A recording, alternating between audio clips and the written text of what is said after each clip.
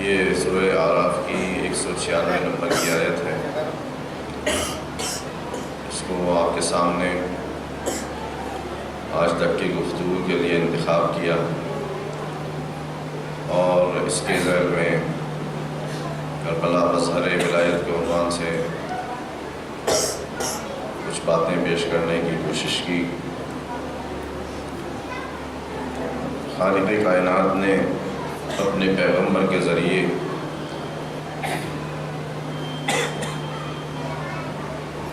ولایت کے لیے یہ بات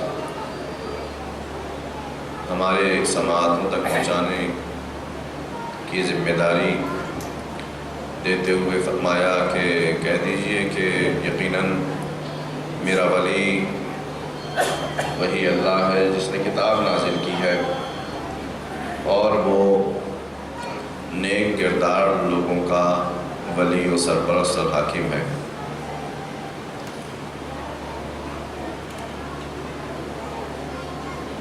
ولایت اتنی اہمیت کی حامل ہے کہ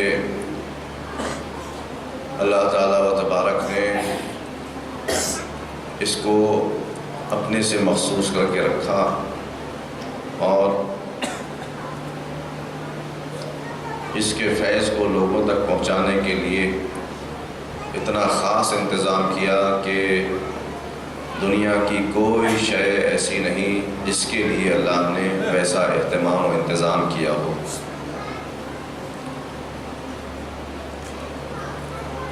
انبیاء کے سلسلے کو قائم کیا، کتابیں نازل کی، صحیفے بھیجے، معجزے دکھائے، اور جو قومیں اللہ کے سامنے سرپیچی کرتی ہوئی نظر آئیں اللہ نے ان کو عذاب سے دوچار کیا۔ قرآن مجید کی آیتیں گواہ ہیں اس بات کی کہ جو الہی معجزوں کو دیکھنے کے بعد بھی اللہ کی آیتوں کا انکار کرتے ہیں، اللہ ان کے سلسلے میں اسی دنیا میں عذاب بھیجنے سے ذرہ برابر بھی گریز نہیں کرتا۔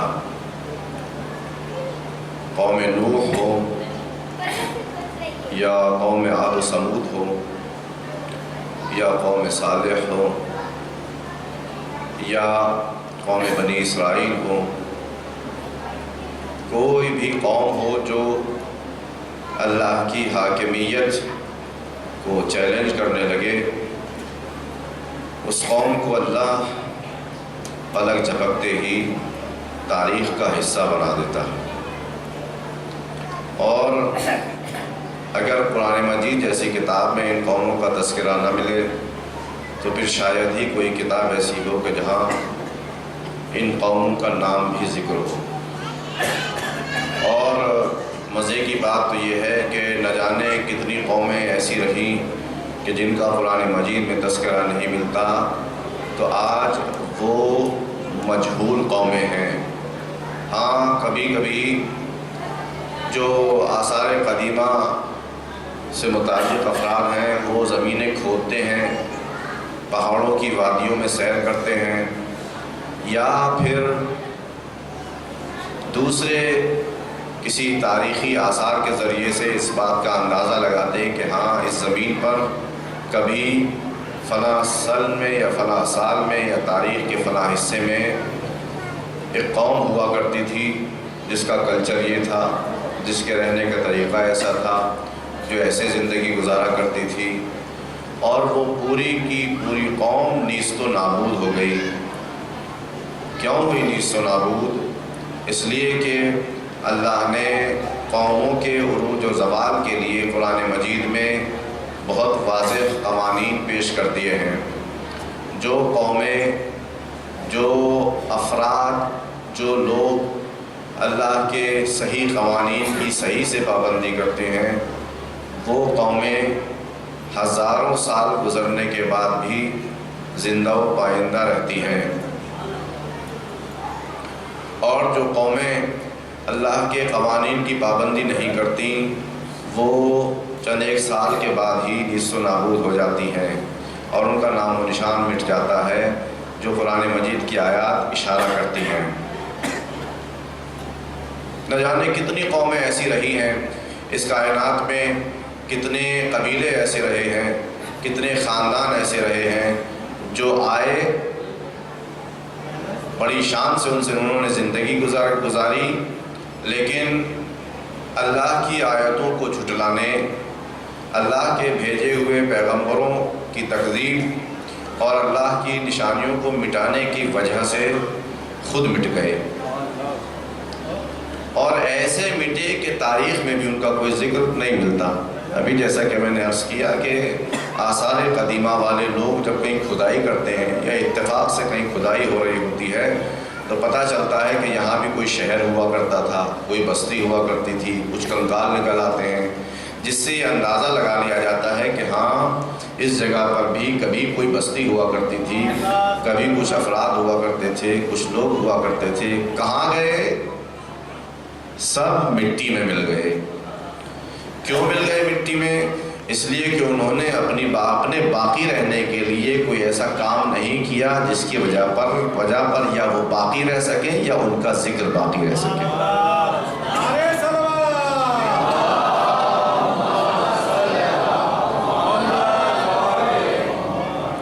لہذا قرآن مجید کی آیتوں کو پڑھنے والا ہر انسان اس بات کی طرف توجہ کر سکتا ہے کہ انسان کو جو اللہ نے رول بتائے ہیں، جو قانون بتائے ہیں، جو احکام بتائے ہیں، جو معارف سے بھرے ہوئے نورانی کلمات اللہ نے اپنے انسانوں کے سامنے رکھے ہیں، وہ انسان کو عروج تک پہنچا کر اس کو باقی رکھنے کے لیے ہیں، اس کے زوال کے لیے نہیں ہیں۔ اس لیے کوئی بھی مسلمان یہ نہیں کہہ سکتا کہ اگر ہم ان آیتوں کو فالو کریں گے، ان کو اپنی زندگی میں جگہ دیں گے تو ہم پیچھے رہ جائیں گے، ہمارا پتہ نہیں کیا ہوگا، کیسا نتیجہ ہوگا، کیسا رزلٹ ہوگا۔ یہ بات میں نے عرض کی تھی آپ کی خدمت میں کہ خداوند متعال کے لیے جیسے 10,000 سال پہلے کا زمانہ تھا اور جیسے 10,000 سال کے بعد کا زمانہ ہوگا، مثال کے طور پر عرض کر رہا ہوں، جیسے 1,00,000 سال پہلے کا زمانہ تھا اور جیسے آج سے 1,00,000 سال کے بعد کا زمانہ ہوگا، بالکل یہ سب ویسے ہی ہیں جیسے آج اسی وقت یہ زمانہ ہمارے سامنے ہے۔ اس کے لیے کوئی فرق نہیں پڑتا کہ 1,00,000 سال پہلے کوئی زمانہ تھا کہ 1,00,000 سال کے بعد ہوگا، سب برابر ہے اس کے لیے، یہاں بھی وہاں بھی سب برابر ہے اس کے لیے۔ یہ تو ہماری کنڈیشن ہے کہ ہم سوچتے ہیں کہ پہلی محرم کس دن تھی، آج 9 محرم ہے، کل کو روز عاشور ہوگا اور یہ بھی گزر جائے گا۔ یہ ہمارے حالات ہیں، کیونکہ ہم بہت لمٹ میں ہیں، اللہ نے ہمیں محدود رکھا ہے، اور یہ محدودیت ہماری بھی کبھی کبھی ختم ہو جاتی ہے جب ہم اس دنیا سے جاتے ہیں اور ہماری روح اس بدن سے جدا ہو جاتی ہے، تو ہماری یہ لمیٹیشن تھوڑی سی ختم ہو جاتی ہے۔ پھر ہم اسی روح کے ذریعے سے، اب یہ تو مریں گے تو پتہ چلے گا، لیکن روایات کے ذریعے سے معلوم ہوتا ہے کہ اسی روح کے ذریعے سے انسان جو قبر کے اندر دفن ہے، وہ اپنی روح کے ذریعے سے دنیا کے بہت سے حالات کا جائزہ لے رہا ہوتا ہے۔ میرے گھر والے میرے لیے کیا کر رہے ہیں، مردوں کے لیے کیا کر رہے ہیں، ایثار ثواب کر رہے ہیں کہ نہیں کر رہے ہیں، یا اپنی ہی کسی موج مستی میں مصروف ہیں۔ اور پھر اگر وہ مرنے والے کے لیے کچھ ایثار ثواب کر رہے ہوتے ہیں تو وہ خوش ہوتا ہے، وہ بھی ادھر سے دعا بھیج دیتا ہے، اور اگر نہیں کر رہے ہوتے ہیں تو اس کی دعائیں ہمارے شامل حال نہیں ہوتی۔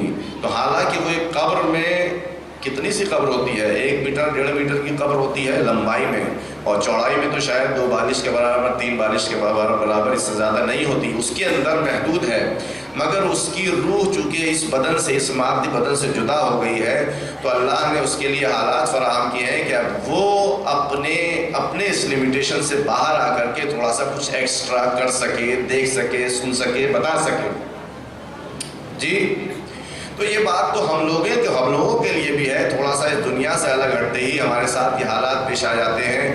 جو خالق زمانہ ہے، جس نے پورے زمانے کو پیدا کیا ہے، اس کے یہاں تو کنڈیشن اس سے کہیں زیادہ بہتر ہے، کیونکہ ظاہر ہے کہ ہم اس کا اندازہ صحیح سے لگا نہیں سکتے۔ ہم محدود ہیں، وہ لامحدود ہے، ہم مخلوق ہیں، وہ خالق ہے۔ اس کے جو حالات ہیں، اس کی جو کنڈیشنز ہیں، اس کا ہم اندازہ نہیں لگا سکتے۔ اس کی تو بات الگ ہے، ہم تو اپنے پیارے نبی کے جو حالات ہیں اس کا اندازہ نہیں لگا سکتے، اس کا اندازہ ہم نہیں لگا سکتے۔ یہ تو بہت دور کی بات ہے، ہم تو ان علماء کے حالات کا اندازہ نہیں لگا سکتے جنہوں نے اپنے آپ کو ولایت کے دامن کے نیچے تربیت کیا ہے، ان کا اندازہ ہم نہیں لگا سکتے۔ مثال دے دوں آپ کو، اس دن ذکر کیا تھا، ایک دن مرحوم آیت اللہ العظمیٰ بہجت کا ذکر کیا تھا، نام آپ کے سامنے آیا ہے۔ نوجوانی یعنی ادھیڑ پن کے زمانے کی بات ہے ان کی، انہوں نے ایک نماز پڑھی، اور نماز پڑھنے کے بعد کہتے ہیں، کہاں ہیں دنیا کے تمام بادشاہ جو اپنی تمام لذتوں کے لیے پتہ نہیں کیا کیا کرتے ہیں، اے کاش ان کو اللہ کے سامنے 2 رکعت خلوص کے ساتھ نماز پڑھنے کی لذت مل جاتی۔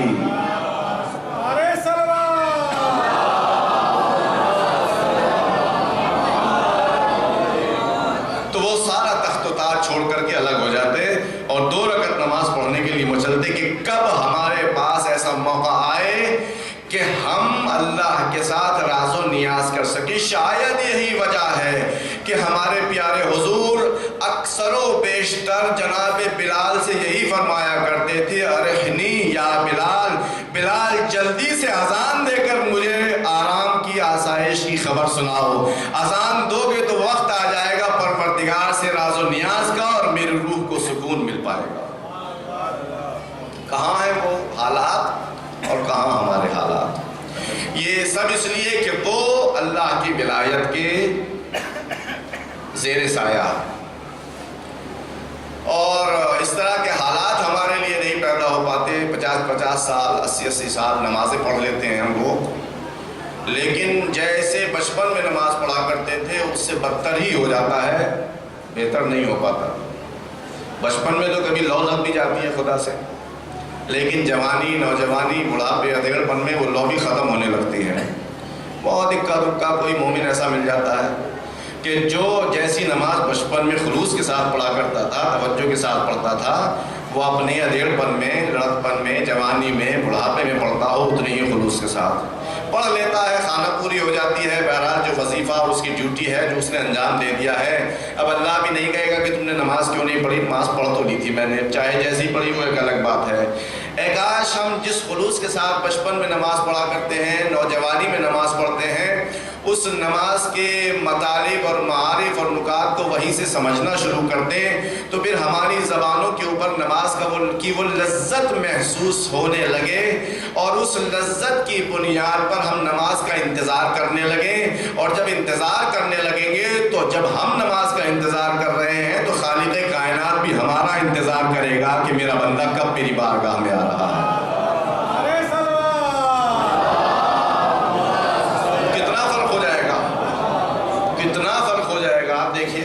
بالکل ویسے ہی کہ ہم کہیں کہ ہمارے مولا، ہمارے مولا، ہمارے مولا، اور کبھی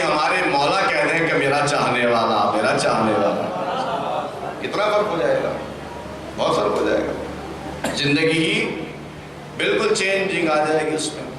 تو یہ کب ہوگا؟ یہ اسی وقت ہوگا کہ جب ہم ولایت الہی کے صحیح معنی کو صحیح طور پر محسوس کر سکیں کہ اس کا مطلب کیا ہے، اور اس کو اتنے ہلکے میں نہ لیں۔ اللہ نے جو اپنی ولایت کا جو اہتمام کیا ہے ہم تک پہنچانے کے لیے، وہ کسی دوسرے حکم کے لیے اللہ نے نہیں کیا ہے۔ نہ قرآن مجید کے نزول میں وہ اہتمام ہے، نہ نماز کے وجوب میں وہ اہتمام ہے، نہ روزے کے وجوب میں وہ اہتمام ہے، نہ زکوٰۃ کے وجوب میں وہ اہتمام ہے، نہ حج کے معاملے میں وہ حج اور جہاد کے معاملے میں وہ اہتمام ہے، نہ جہاد کے معاملے میں وہ اہتمام ہے، نہ صدقے کے معاملے میں وہ اہتمام ہے۔ اگر ہے تو بس اور بس ولایت کے اعلان کے سلسلے میں اتنا اہتمام کیا ہے کہ آپ کے سامنے ہے کہ تمام لوگوں کو اس حج سے روک کر کے جو ہمارے پیارے نبی کا پہلا اور آخری حج تھا، زندگی کا پہلا بھی تھا اور آخری بھی تھا، حالانکہ اس سے پہلے مکہ تشریف لے گئے تھے مگر حج کا موقع نہیں مل پایا تھا۔ اعلان کر دیا کہ ہم حج پہ جا رہے ہیں۔ اب جتنے متوالے تھے، جتنے شمع نبوت کے پروانے تھے، سب اکٹھے ہو گئے۔ جس کو بھی پتہ چلا، جس کے بھی حالات سازگار تھے، کہتے ہیں کہ لاکھوں لوگ اکٹھے ہو گئے۔ خالی مدینہ ہی کے لوگ نہیں، یمن سے، نہ جانے کہاں سے، حجاز سے، طائف سے، کہاں سے لوگ مسلمان اکٹھے ہو گئے حضور کے ساتھ، اس لیے کہ اس سے بہتر پہلا حج ہے نا آخر۔ جب کوئی نیا کچھ شروع ہوتا ہے تو سبھی لوگ جاتے ہیں، اکٹھے ہوتے ہیں کہ نیا شروع ہوا ہے، انوگریشن ہوا ہے، چلیے سب لوگ چلے گئے جناب حج کے لیے۔ اور حج سے واپسی پر سب لوگ اپنے آپ کو سعادت مند اور خوش قسمت سمجھتے ہوئے واپس آ رہے ہیں کہ ہم نے حضرت کے ساتھ حج کیا ہے۔ اور حج سے جب واپس آ رہے ہیں تو حضور نے وہاں، آپ کو معلوم ہے کہ غدیر کے موقع پر، غدیر کی جگہ پر، وہ جو جگہ ہے غدیر کے نام سے، وہاں روک کر کے حضرت نے اعلان ولایت کیا۔ ایسا تاریخی اعتبار سے کوئی اعلان نہیں ہوا ہے۔ توحید کا اعلان ہوا کوہ فاران کے اوپر، تھوڑے سے لوگ قریش کے، جی تھوڑے سے لوگ، انہی تھوڑے سے لوگوں میں اللہ کی عدالت کا بھی ذکر ہوا، انہی تھوڑے سے لوگوں میں قیامت کا بھی ذکر ہوا، انہی تھوڑے سے لوگوں میں اپنے نبوت کا بھی ذکر ہوا جو اصول دین ہے ہمارے۔ اور وہاں کسی عملی حکم کا اعلان نہیں ہوا۔ نماز مکے میں واجب نہیں ہوئی، روزہ مکے میں واجب نہیں ہوا، حج مکے میں واجب نہیں ہوا، زکوٰۃ، حج، جتنے احکام ہیں وہ مکے میں واجب نہیں ہوئے، واجب ہوئے تو مدینے میں آ کر۔ وہاں جو 13 سال کی زندگی حضرت کی گزری ہے، اس میں صرف اور صرف اللہ کے رسول نے اتنا بتایا کہ ایک خدا کی عبادت کرنا ہے، قیامت پر ایمان رکھنا ہے، میری نبوت کا اقرار کرنا ہے، اللہ کے فرشتوں پر ایمان رکھنا ہے، غیب پر ایمان رکھنا ہے۔ وہاں کسی سے یہ نہیں کہا کہ نماز بھی پڑھنی ہے، صدقہ بھی دینا ہے، جہاد بھی کرنا ہے، حج بھی کرنا ہے، یہ سب کچھ نہیں کہا۔ مدینے میں جب تشریف لے آئے ہیں اس کے بعد یہ سارا کھیل شروع ہوا ہے اور یہ سارے واقعات وہاں پیش آئے ہیں۔ اور 10 سال میں تمام احکام حضور نے پہنچا دیے۔ رہ گیا تھا ایک ولایت کا مسئلہ، اس کو غدیر کے موقع پر اللہ کے رسول نے اعلان فرما دیا۔ اور جب اعلان فرمایا تو آپ کے سماعتوں کے حوالے ہو چکی ہے یہ بات کہ کچھ لوگ ایسے بھی تھے کہ جنہوں نے اس اعلان کو قطعاً پسند نہیں کیا، اور انہوں نے رسول خدا کے سامنے آ کر کے سر اٹھا کر یہی کہا کہ بتائیے کہ آپ کی طرف سے کہ اللہ کی طرف سے؟ فرمایا کہ اللہ کی طرف سے، میری طرف سے تو کچھ بھی نہیں ہے۔ تو اب برداشت نہیں ہوا۔ جب اللہ کو ماننے والا مسلمان تھا، اللہ کو ماننے والا مسلمان تھا، اللہ کی عبادت کرنے والا مسلمان تھا، نمازیں بھی پڑھتا تھا۔ اس سے پہلے چونکہ کوئی تاریخ میں ایسا واقعہ نہیں ملتا کہ اس انسان نے جس نے ولایت کے اعلان کے اوپر یہ وہاں پر ہنگامہ کیا ہے، یہ واقعہ اور حادثہ اس کے ساتھ پیش آیا ہے، اس نے پہلے کبھی کسی اعلان کے اوپر اعتراض کیا ہو، شکایت کی ہو، کچھ نہیں کیا۔ اس نے ولایت کے اعلان کے اوپر آ کر اس نے یہ گویا اس راستے کو بدلنے کی کوشش کی ہے، تو اللہ کا ماننے والا تھا، اللہ کی نماز پڑھنے والا تھا، روزے بھی یقیناً رکھے ہوں گے، اس نے حج پر بھی گیا تھا، اس نے زکوٰۃ بھی دی، وہ سارے کام اس نے کیے ہوں گے، لیکن ولایت کے اعلان کو برداشت نہیں کر سکا، اور رسول کے یہ بتانے کے باوجود کہ یہ اللہ کی طرف سے اعلان ہے تو اسے قبول کر لینا چاہیے تھا، مگر اس کے قبول نہ کرنے سے محسوس یہ ہوتا ہے کہ ابھی تک بھی جو باتیں اس نے قبول کی تھیں وہ بہت زبردستی قبول کی تھی۔ جی اس کو شک تھا، قبول تو کر لی تھی اس نے، مگر کہا دیکھتے کیا ہوتا ہے، دیکھتے کیا ہوتا ہے، دیکھتے کیا ہوتا ہے۔ لیکن جب اعلان ولایت ہوا تب اس سے برداشت نہیں کہا، یا رسول اللہ عجیب بات ہے، آپ نے کہا نماز پڑھو ہم نے پڑھ لی، روزے رکھو ہم نے رکھ لیے، حج کرنے کے لیے کہا ہم نے کر لیے، آپ نے کہا جہاد کر سب کچھ کر لیا، اب آج تو حد ہی ہو گئی، آپ نے اپنے بھائی کو اللہ کا ولی اعلان فرما دیا، حد ہو گئی آج تو۔ اللہ نے کہا بھائی میری طرف سے کچھ نہیں ہے، اور اب جو اپنی طرف سے یعنی اللہ کی ولایت کا اعلان ہوا اور اس نے اعتراض کر دیا، تو کل میں نے عرض کیا تھا کہ جو انسان اللہ کی ولایت سے کنارہ کشی اختیار کر لیتا ہے وہ شیطان کی ولایت میں آ جاتا ہے۔ کل عرض کیا تھا آپ کی خدمت میں، وہ شیطان کی ولایت میں آ جاتا ہے، اس لیے کہ اللہ کی ولایت کا تو انکار اس نے کر دیا۔ اب اگر اللہ کی ولایت نہیں ہے تو بچی شیطان کی ولایت، دو ہی ولایتیں ہیں، یا شیطان کی ہے یا اللہ کی، قرآن مجید کی آیات کے اعتبار سے۔ اللہ نے فرمایا کہ جو انسان شیطان کو اپنا ولی بنا لے گا فقط خسر خسرانا مبینہ، اس سے بڑا گھاٹے میں اور کوئی انسان نہیں۔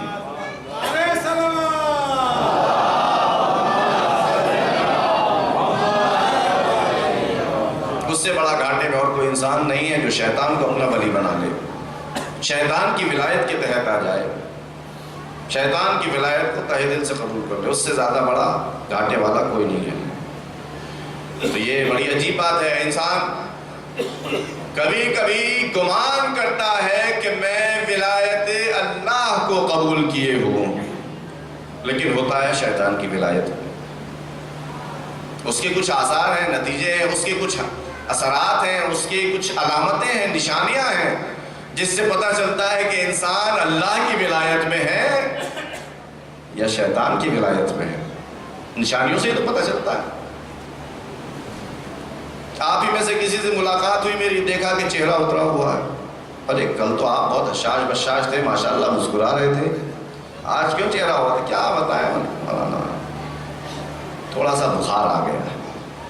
اور میں کوئی ڈاکٹر تو نہیں ہوں، لیکن چہرے کے اترنے سے مجھے اندازہ ہو گیا کہ آپ کو کچھ ہوا ہے۔ میں نے ایک جوان کو دیکھا، کل بہت لگن کے ساتھ پڑھ رہا تھا، اس نے کہا کل میرا ایگزام ہے۔ اب جو آج ملاقات ہوئی تو دیکھا کہ چہرے کے اوپر ہوائیاں اڑ رہی ہیں۔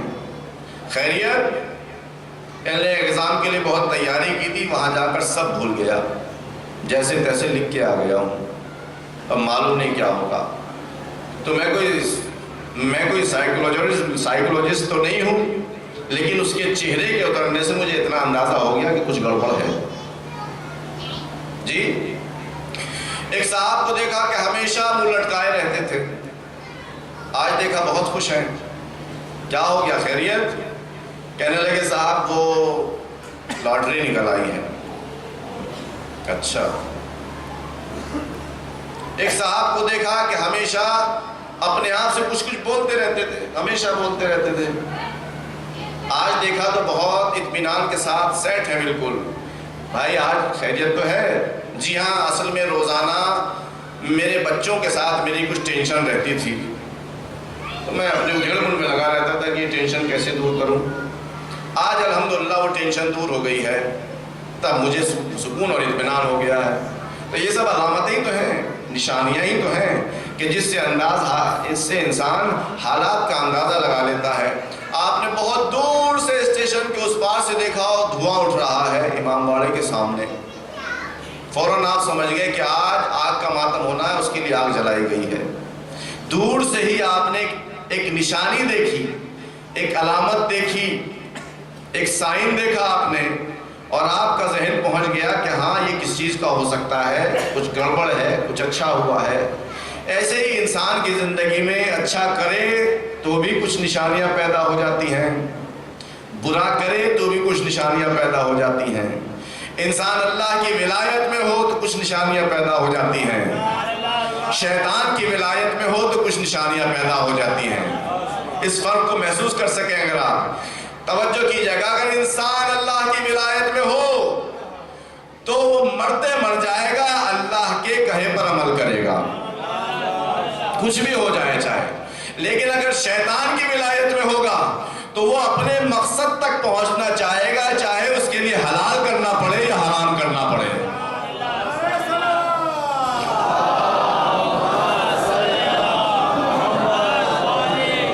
زحمت نہ ہو تو تھوڑا تھوڑا آگے تشریف.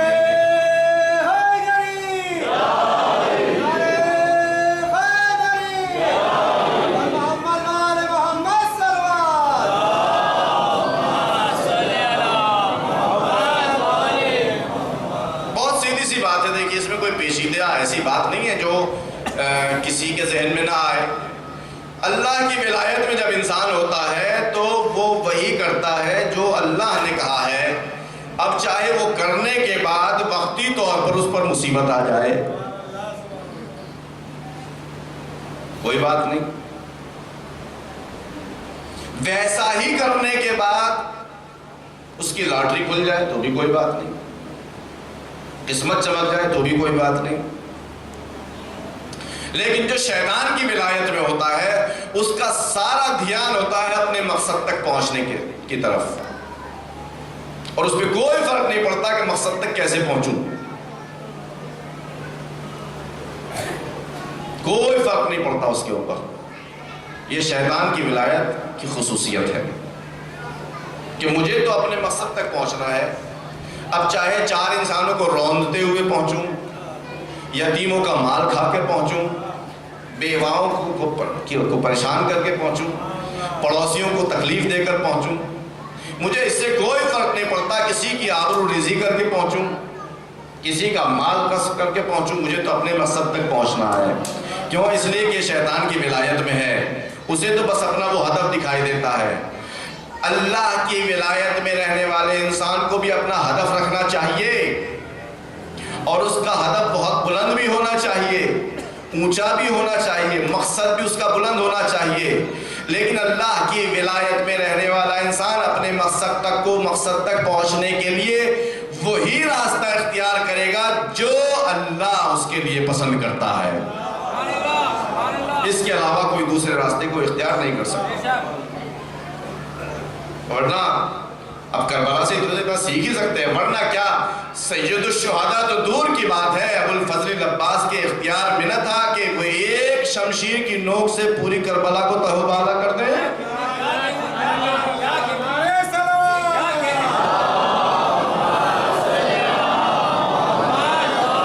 نہیں تھا اختیار میں، تھا، یقیناً تھا. اور یہ تو بہت دور کی بات ہے. اگر وہ چاہتے تو جہاں ٹھوکر مارتے وہیں سے چشمہ ابلنے لگتا، مگر نہیں کیا انہوں نے ایسا. کیوں نہیں کیا؟ اس لیے کہ مقصد بہت اونچا تھا، اور اس مقصد تک پہنچنے کے لیے وہی راستہ اختیار کیا جانا تھا جو اللہ نے ان کے لیے طے کیا تھا.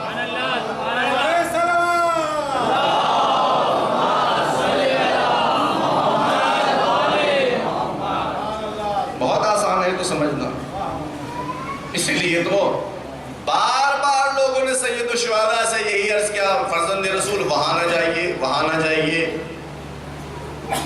کسی پگڈنڈی سے چلے جائیے، مین راستے سے نہ جائیے، ایسا کر لیجئے، ویسا کر لیجئے. میرا مولانا یہی فرمایا کہ اللہ کی مشیت یہ ہے کہ ہم شہید ہو جائیں. مزہ تو اسی میں ہے کہ اللہ کی مشیت پر ہم شہید ہو جائیں گے اور قیامت تک ہمارا نام باقی رہے گا. اللہ کی مشیت پر چلتے ہوئے، کیونکہ ہم نے اپنے آپ کو اللہ کی ولایت کے اندر ایسا ضم کر دیا ہے، اس میں اپنے آپ کو محو کر دیا ہے کہ جب تک اللہ کا نام باقی رہے گا حسین کا نام بھی باقی رہے گا.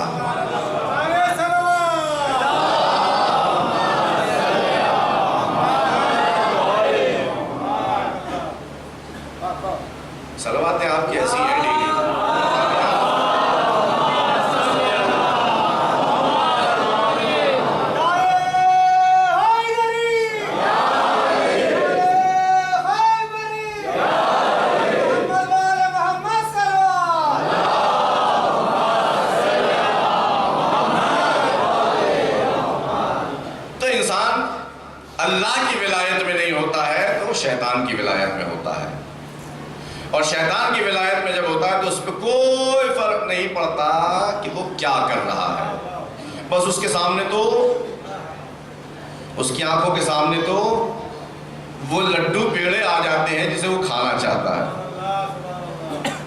اب یہ حرام سے ہے کہ حلال سے، اس سے کوئی فرق نہیں، مجھے تو یہی کھانا ہے، شیطان کی ولایت میں چکے۔ اور شیطان کا کام بھی بڑا عجیب و غریب ہے جو قرآن مجید نے نقل کیا ہے، کہ شیطان اپنے اولیاء کے اعمال کو ان کی نظر میں بہت اچھا دکھاتا ہے، وہ یہی کرتا رہتا ہے۔ گویا جیسے دیکھا ہوگا آپ نے ٹی وی وغیرہ میں دیکھا ہوگا جو جادوگر جادو وادو دکھاتے ہیں، وہ کیسے انگلیاں چلاتے رہتے ہیں ایسے ایسے ایسے کر کے، ہم نے بھی بچپن میں بھی کبھی دیکھا تھا، پتہ نہیں اب بھی ایسے ہوتا کہ نہیں ہوتا، وہ چلاتے رہتے ہیں، ان سے جادو ہوتا رہتا ہے اور لوگوں کو اچھا محسوس ہوتا رہتا ہے کہ ہاں یہ کیا ہو رہا ہے۔ ایسے شیطان کی سرپرستی میں جو آ جاتا ہے، شیطان بھی اس کے ساتھ ایسے ہی کرتا رہتا ہے، اور وہ انسان جو اس کی سرپرستی میں ہے وہ اس کے اشاروں پر ناچتا رہتا ہے۔ جب اشاروں پر ناچتا ہے تو یہ بھی بڑی عجیب بات ہے کہ اب جو وہ نماز بھی پڑھتا ہے تو شیطان کے اشارے پر پڑھتا ہے، اللہ کے حکم پر نہیں پڑھتا، جی شیطان کے اشارے پر پڑھتا ہے، اللہ کی مرضی اور اس کے حکم پر نہیں پڑھتا۔ اسی لیے تو تاریخ میں ملتا ہے کہ بہت سے لوگوں نے صبح کی 2 رکعت بھی 4 رکعت پڑھا دی، اور اس کے بعد بھی پوچھا کہ اور اگر پڑھنا چاہو تو آج بتا دو، بہت حال میں ہوں۔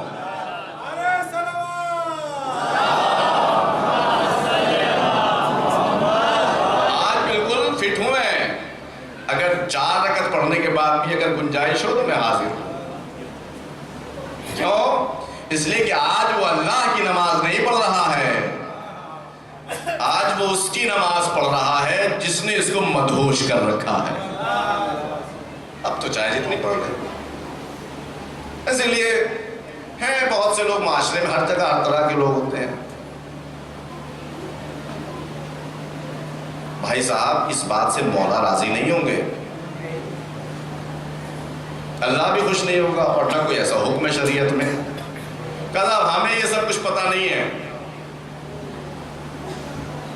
ہمیں اس سب سے کوئی لینا دینا نہیں ہے، ہمارے یہاں تو جو ہوتا چلا آیا ہے اسے کرنا ہے۔ سنی ہوگی یہ باتیں آپ نے یقیناً، ہم نے بھی بہت سنی، آج تک بھی سنتے چلے آتے ہیں کہ بھائی صاحب یہ جو کر رہے ہیں آپ، یہ شرعی طور پر صحیح نہیں ہے۔ یعنی مولانا کم سے کم محرم میں تو شریعت سے معاف کر دیجئے، یہاں تو پیچھا چھوڑ دیجئے، کم سے کم 10 دن سکون سے عزاداری کر سکیں۔ اب ان 10 دنوں میں بھی آپ وہی باتیں کر رہے ہیں جو سال بھر کرتے رہتے ہیں، تو پھر 10 دن میں مولا کا اتنا نام لینے کا فائدہ کیا ہے آخر؟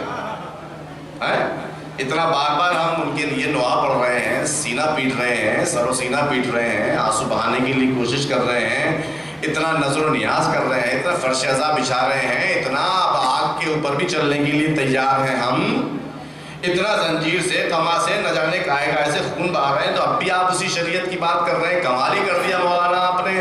توجہ کیجئے گا میرے عزیزو، یہ جتنی چیزیں بھی ہمارے درمیان ہیں یہ سب سمبلز ہیں، علامت ہیں، نشانی ہیں، یہ سب سمبلز ہیں۔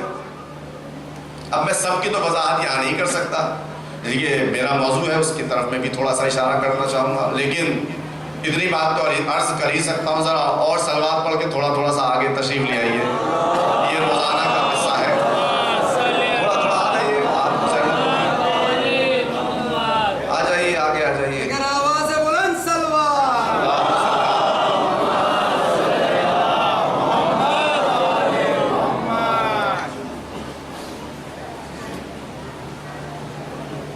یہ سب سمبلز ہیں، ورنہ اور کیا ہے اس کے علاوہ؟ علامتیں ہیں۔ یہ زری جو آپ کے سامنے رکھی ہوئی ہے یہاں پر، یہ بھی تو علامت ہی ہے۔ یہ علم جو کھڑا ہوا ہے، علم علامت نشانی ہے ایک۔ آپ جو سینے پر ہاتھ مارتے ہیں یہ بھی نشانی ہے۔ آپ جو کوئی بھی کسی بھی طرح کا ماتم کرتے ہیں سب نشانی ہے۔ اور ابھی بہت سے لوگ آگ کے اوپر ماتم کریں گے، یہ بھی ایک سمبل ہے، ورنہ کہیں بھی اہل بیت کو آگ کے اوپر نہیں چلایا گیا، ان کانٹوں پہ چلایا گیا ہے، جلتی زمین پر چلایا گیا ہے، مگر باقاعدہ آگ کے اوپر نہیں چلایا گیا۔ تو پھر ہم یہ کیا کر رہے ہیں؟ بہت سے لوگ پوچھتے ہیں لوگ کیا کیا کرتے رہتے ہیں، پتہ نہیں۔ تو ہم کیا کر رہے ہیں؟ اصل میں ہم کچھ سمبلز لیے ہوئے ہیں جس کے ذریعے سے ہم کچھ اظہار کرنا چاہتے ہیں، اظہار کرنا چاہتے ہیں۔ ہم اہل بیت سے اتنی چاہت رکھتے ہیں، اتنا لگاؤ رکھتے ہیں، ہمارے دل میں ان کے لیے اتنا احترام ہے، ہم اتنے عقیدت مند ہیں ان کے کہ ہم آگ کے اوپر چل کر اس بات کا اظہار کر رہے ہیں کہ اگر آپ کی ولایت کے لیے ہمیں آگ پر بھی چلنا منظور نہ پڑے تو ہم اس کے لیے آمادہ اور تیار ہیں۔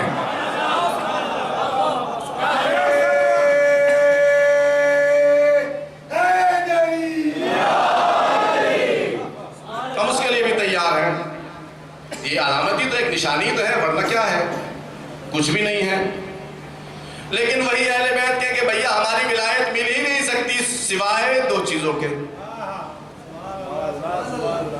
یاد ہیں آپ کو وہ دو چیزیں؟ نہیں یاد ہے اگر تو میں پھر سے سنا دیتا ہوں۔ میرے مولا امام باقر علیہ السلام نے فرمایا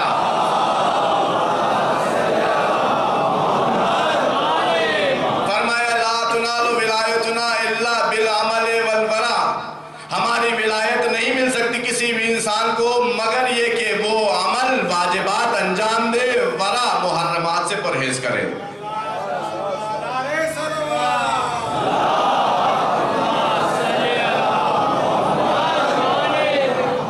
اور اب ہم اعلان کر رہے ہیں ماتم کر کے کہ جناب ہم آپ کی راہ میں ہر چیز کے لیے تیار ہیں۔ وہ کہہ رہے ہیں وہ ادھر سے آتا ہے جب آپ کے کچھ کرنے کی ضرورت نہیں ہے تو میں اتنی زحمتیں کیوں کر رہے ہوں؟ آگ پہ نہ چلو بھائی، کہاں ہم نے کہا کہ آگ پہ چلو؟ کہاں ہم نے کہا کہ ہمارے نام پر رات رات بھر جاگو؟ کہاں ہم نے کہا کہ ہمارے نام پر خون بہاؤ؟ کہاں ہم نے کہا کہ ہمارے نام پر سال سال بھر تم نظر و نیاز اور منتیں کرتے رہو؟ کہاں ہم نے کہا کہ تم ایسی زحمتیں برداشت کرتے رہو؟ بات تو جب ہے جو ہم نے کہا ہے اسے کرو، ہے کہ نہیں ہے؟ بھئی آپ ہی تو کہتے ہیں کہ جناب ہم آگ کے اوپر چل کر اس بات کا اظہار کر رہے ہیں کہ آپ کے راستے میں چاہے جتنی زحمت اٹھانا پڑے ہمیں برداشت ہے، یہاں تک کہ آگ بھی برداشت ہے۔ آگ کسی کو برداشت نہیں ہوتی، مگر یہی مائیں آج آگ پر ماتم کرنے کے لیے اپنے چھوٹے چھوٹے بچوں کو بھیج دیں گی۔ کیوں؟ اس لیے کہ اہل بیت سے ان کو بہت ہی زیادہ لگاؤ ہے۔ گھر میں اگر جلتا ہوا ایک جلتا ہوا دیا اس کے آس پاس بھی بچہ گھومنے لگے تو ماں دوڑ کے اس کو اپنے کلیجے سے لگا لیتی کہ ہاتھ نہ جل جائے، مگر یہی ماں ان انگاروں کے اوپر اپنے بچوں کو بھیج کر یہ ثابت کرنا چاہتی ہے کہ مولا کے راہ میں سب کچھ قربان بھی ہے اور سب کچھ برداشت بھی ہے جی، مگر اے کاش اس کو برداشت کرنے کی عادت بنا لیتے جو مولا نے کہا ہے، اس کو تھوپنے کی عادت نہ بناتے جو ہمارا دل چاہ رہا ہے۔ صلوات بھیجے محمد والے محمد۔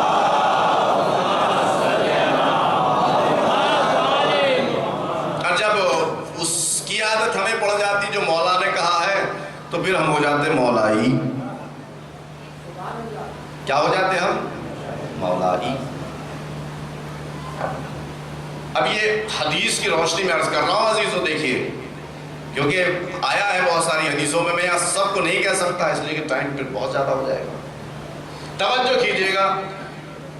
اب مولائی کا مطلب یہ نہیں ہے کہ جو سب سے زیادہ گناہ کرے،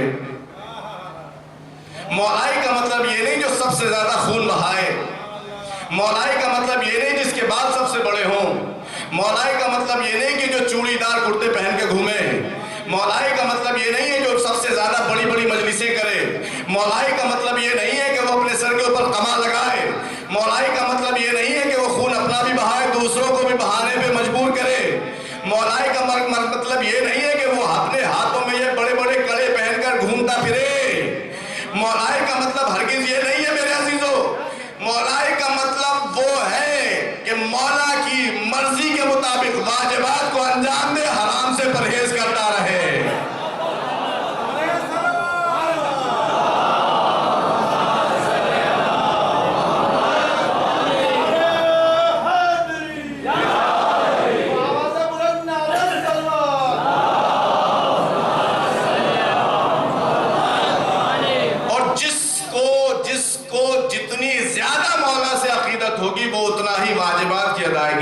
رکا ہوگا اور محرمات سے اتنا ہی بچتا ہوگا، اتنا ہی زیادہ بچے گا اور اتنا ہی واجبات کو انجام دے گا اور اتنا ہی وہ مولا کی مرضی کا پاس و خیال، پاس و لحاظ رکھے گا کہ میرے مولا کیا چاہتے ہیں۔ جی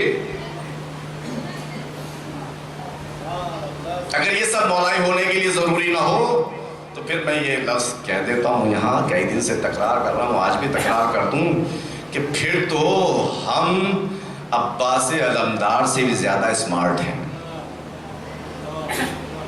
بھئی اب وہ مولائی تھے کہ ہم ہیں؟ وہ تو اتنے بڑے مولائی تھے کہ خود ہی مولا بن گئے۔ تو کہیں تاریخ میں کوئی بتا دے مجھے، محقق، کوئی مصنف، کوئی شاعر، کوئی خطیب، کوئی ذاکر بتا دے کہ میرے مولا کی شب عاشور بھی نماز قضا ہوئی ہو تو، جبکہ پوری رات خیام کا پہرا دیا ہے۔ صبح یہ کہتے تھے مولا آج تو معاف کر دیجئے، پوری رات کا تھکا ہوا ہوں، کل بھی مجھے تلوار چلانی ہے، تھوڑی سی نیند لے لوں۔ کوئی ہو ہمارے مجمع میں جو ذرا اپنے دل کے اوپر ہاتھ رکھ کر یہ بتا دے کہ صبح عاشور عباس علمدار کی نماز قضا ہوئی ہو؟ نہیں، علی اکبر کی اذان صبح، تمام یاران و اصحاب حسینی کی نماز جماعت، اس بات کو ہمارے گوش گزار کرتی ہے کہ سب سے بڑا مولائی وہی ہوگا جو اپنے مولا کی مرضی کو سب سے زیادہ لحاظ رکھے گا۔ صلوات بھیجئے محمد و آل محمد پر۔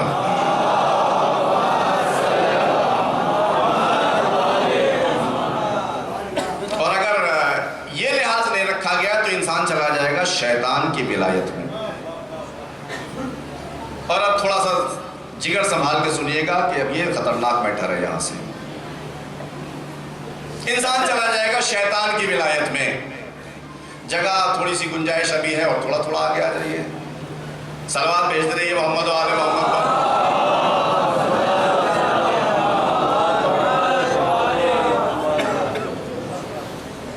دیکھیے شب جمعہ ہے، آج کی شب میں صلوات بھیجنے کی بڑی فضیلت ہے۔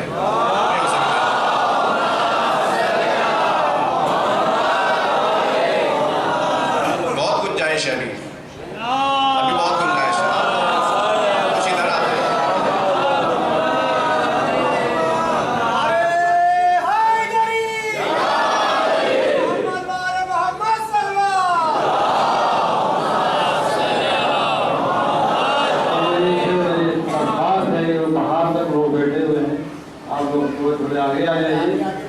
ابھی گنجائش ادھر بھی جگہ ہے، 15-20 لوگ تو یہاں بھی آ سکتے ہیں۔ یہاں وقت سے بھی سنا ہے کہ مجلس میں تشہد جیسے سلام کرتے ہیں وہ بعد نماز اس جیسے بیٹھنے چاہیے، تشہد جیسا جیسے تشہد میں بیٹھتے ہیں نا اس طرح بیٹھنے چاہیے۔ زیادہ تکلیف ہو جائے گی۔ باقی شکر ہے، کوئی بھی آئیے، تھوڑے آگے آئیے، زحمت زیادہ ہو جائے گی اگر ویسے بٹھائیں گے تو۔ آئیے ویسے بھی کوئی چھوٹی مجلس تو ہوتی آئیے ٹائم کے اعتبار سے۔ ابھی بہت لوگ باہر بیٹھے ہوئے ہیں، آئیے۔ صلوات پر محمد و آل محمد۔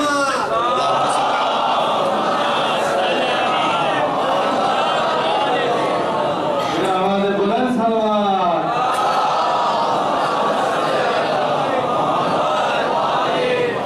تو انسان اگر مولا کی ولایت کو اور اللہ کی ولایت کو قبول نہیں کرتا ہے اور یوں ہی خیال کرتا ہے کہ میں مولائی ہوں، تو اس سے زیادہ گھاٹے میں کوئی نہیں ہے۔ اس لیے کہ اس کی مثال بالکل ایسے ہی ہے جیسے اندر سے بہت پیاس لگ رہی ہو، فرات کے کنارے کھڑا بھی ہو لیکن پانی نہ پی پائے، خود ہی نہ پی پائے کسی بھی وجہ سے۔ تو گھاٹ پہ پہنچنے کے بعد بھی آدمی پانی نہ پی پائے تو اور سننے والا یہی کہے گا کہ بھائی آخر ایسی کیا مصیبتان پڑی تھی کہ پانی کے کنارے گئے اور پانی نہ پیا۔ بالکل ایسی مثال ہے ہم لوگوں کی، اس لیے کہ یہ جو ولایت کا میٹر کسی دوسرے کے یہاں ایسا نہیں ملتا جیسے ہمارے یہاں ہے۔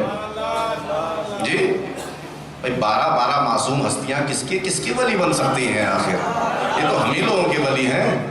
یہ 12 معصوم ہستیاں کسی اور کے یہاں تو نہیں ہیں۔ لوگ گنتے تھک گئے مگر 12 یا پورے نہ ہو سکے یا 12 سے زیادہ ہو گئے، 12 نہ ہو سکے، یہ مخصوص ہے اسی جگہ سے۔ تو انسان اگر مولا کی ولایت کو قبول نہ کرے، اللہ کی ولایت کو قبول نہ کرے، تو لا محالہ اس کے پاس اور کوئی دوسرا آپشن نہیں، وہ شیطان کی ولایت میں چلا جاتا ہے۔ اور جب شیطان کی ولایت میں انسان چلا جاتا ہے تو پھر وہ اپنے مقصد تک پہنچنا چاہتا ہے، چاہے جیسے بھی ہو۔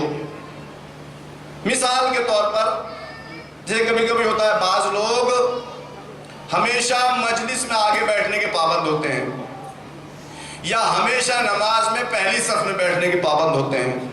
اب چاہے کتنے ہی بیچ میں لوگوں کو روندنا پڑے، وہیں بیٹھیں گے جہاں ان کی جگہ انہوں نے مخصوص کر رکھی ہے۔ حالانکہ اگر شرعی طور پر حکم ان کو پتا ہو تو پھر ایسا کام نہیں کریں گے، جہاں جگہ مل جائے گی وہاں بیٹھ جائیں گے۔ مگر چونکہ مسئلہ اپنے دل کا ہے، ہمیں اطمینان ہی پہلی صف میں ہوتا ہے، ہمیں یہ نہیں دیکھ رہے کہ اللہ نے کیا کہا ہے، یہ نہیں دیکھ رہے ہوتے کہ مولا نے کیا کہا ہے، ہمیں اطمینان ہی پہلی صف میں ہوتا ہے، لہذا پہلی صف میں جائیں گے، چاہے اس کے لیے کتنوں لوگوں کے کاندھوں کو درد میں ڈالنا پڑے، کتنے ہاتھوں کو کچلنا پڑے، کتنوں کے سر پہ سے یہ سب۔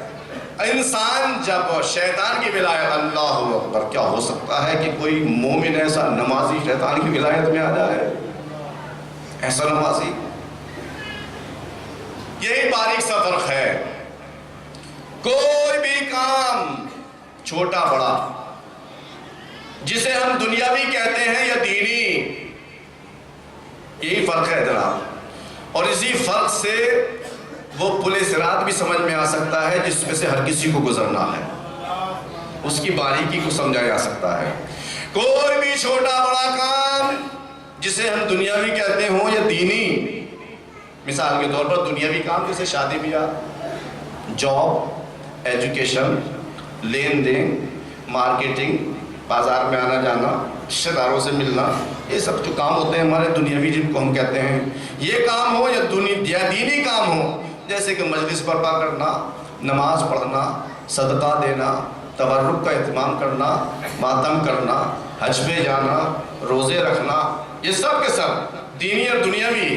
کوئی بھی دینی اور دنیاوی کام اگر اللہ کی مرضی کے لیے ہو، توجہ کیجئے گا، کوئی بھی دینی دنیاوی کام اللہ کی مرضی کے لیے ہو تو یہ جنت میں ڈائریکٹ لے جائے گا۔ جسے ہم دنیاوی کہتے ہیں وہ بھی وہی حقیقت میں دینی کام ہے۔ کوئی بھی دینی اور دنیاوی کام چاہے کچھ بھی ہو، اگر اللہ کی مرضی کے لیے نہیں ہے تو ولایت شیطان کا اثر ہے۔ چاہے حفظ قرآن ہو،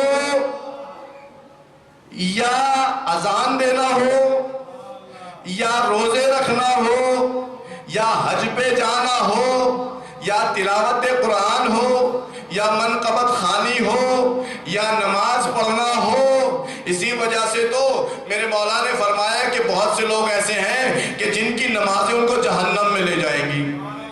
اللہ اکبر، ارے نمازیں اور جہنم میں لے جائیں گی، مولا ایسا کیسے ہو سکتا ہے؟ نماز تو دین کا ستون ہے، نماز تو مومن کی معراج ہے۔ نماز اگر واجب نہ ہوئی تو نماز اگر ادا نہ ہوئی تو کوئی عمل ادا نہ ہوا۔ میرے مولا نے فرمایا یہی تمہارے ذہن کا پھیر ہے، وہ نماز جو اللہ کے قوانین کے مطابق ہوئی ہو وہ تمہاری معراج ہے، اور جس نماز میں تم نے اپنی مرضی شامل کر دی وہ شیطانی عمل ہے۔ ایسی نمازیں کتنی بھی پڑھے جاؤ گے وہ تمہیں جہنم سے نزدیک کرتی چلی جائیں گی۔ تو جناب انسان شیطان کی ولایت میں بھی آ سکتا کہ نہیں آ سکتا؟ وَمَن يَتَّخِذِ الشَّيْطَانَ وَلِيًّا مِن دُونِ اللَّهِ فَقَدْ خَسِرَ خُسْرَانًا مُبِينًا۔ جس انسان نے اللہ کے علاوہ شیطان کو اپنا ولی بنا لیا، اس سے زیادہ گھاٹے میں کوئی نہیں رہ سکتا۔ اب توجہ کیجئے گا عزیزو، جو بھی انسان کوئی بھی انسان شیطان کی ولایت میں آ جائے، اس سے تبرہ کرنا لازمی ہے۔ کیا کرنا؟ یہ تو بہت میٹھا سا لفظ ہے، ہمارے کانوں میں اس کا رس گھلا ہوا ہے، اور زبان پر ہمارے صبح و شام آ جاتا ہے، کبھی کبھی، ہمیشہ نہیں۔ اس سے اظہار بیزاری کرنا لازمی ہے، اس سے، کس سے؟ جو شیطان کا ولی ہو جاتا ہے۔ کہ مولانا صاحب آپ یہ ہمیشہ اس پورے عشرے میں عجیب عجیب باتیں کرتے رہے ہیں، بعض چہرے ایسے ہی بتاتے ہیں کہ یہ پتہ نہیں کہاں سے لے آتے ہیں، ایسی باتیں کرتے رہتے ہیں۔ ہم نے تو یہی سنا تھا کہ ابھی تک تبرری کس سے کرنی ہے، تبرہ کس سے کرنا ہے؟ ابھی تک یہی سنا تھا کہ جو رسول والے رسول کے دشمن ہیں ان سے تبرہ کرنا ہے، اور یہ انہوں نے نئی بات آج بتا دی، شاید بہت سے لوگوں کے لیے نہیں ہو، کہ جو شیطان کی ولایت میں آ جائے اس سے اظہار بیزاری ضروری ہے، چاہے وہ نماز ہی کیوں نہ پڑھتا ہو، روزے ہی کیوں نہ رکھتا ہو، اور تھوڑا سا اور سینسیٹیو کر دوں، مجلس ہی کیوں نہ کرتا ہو۔ کیسی مجلس؟ جو بڑے دھوم دھڑاکے کے ساتھ کرتے ہیں بہت سے لوگ، بہت دھوم دھڑاکے کے ساتھ، جس میں سوائے دکھاوے کے کچھ نہیں ہوتا۔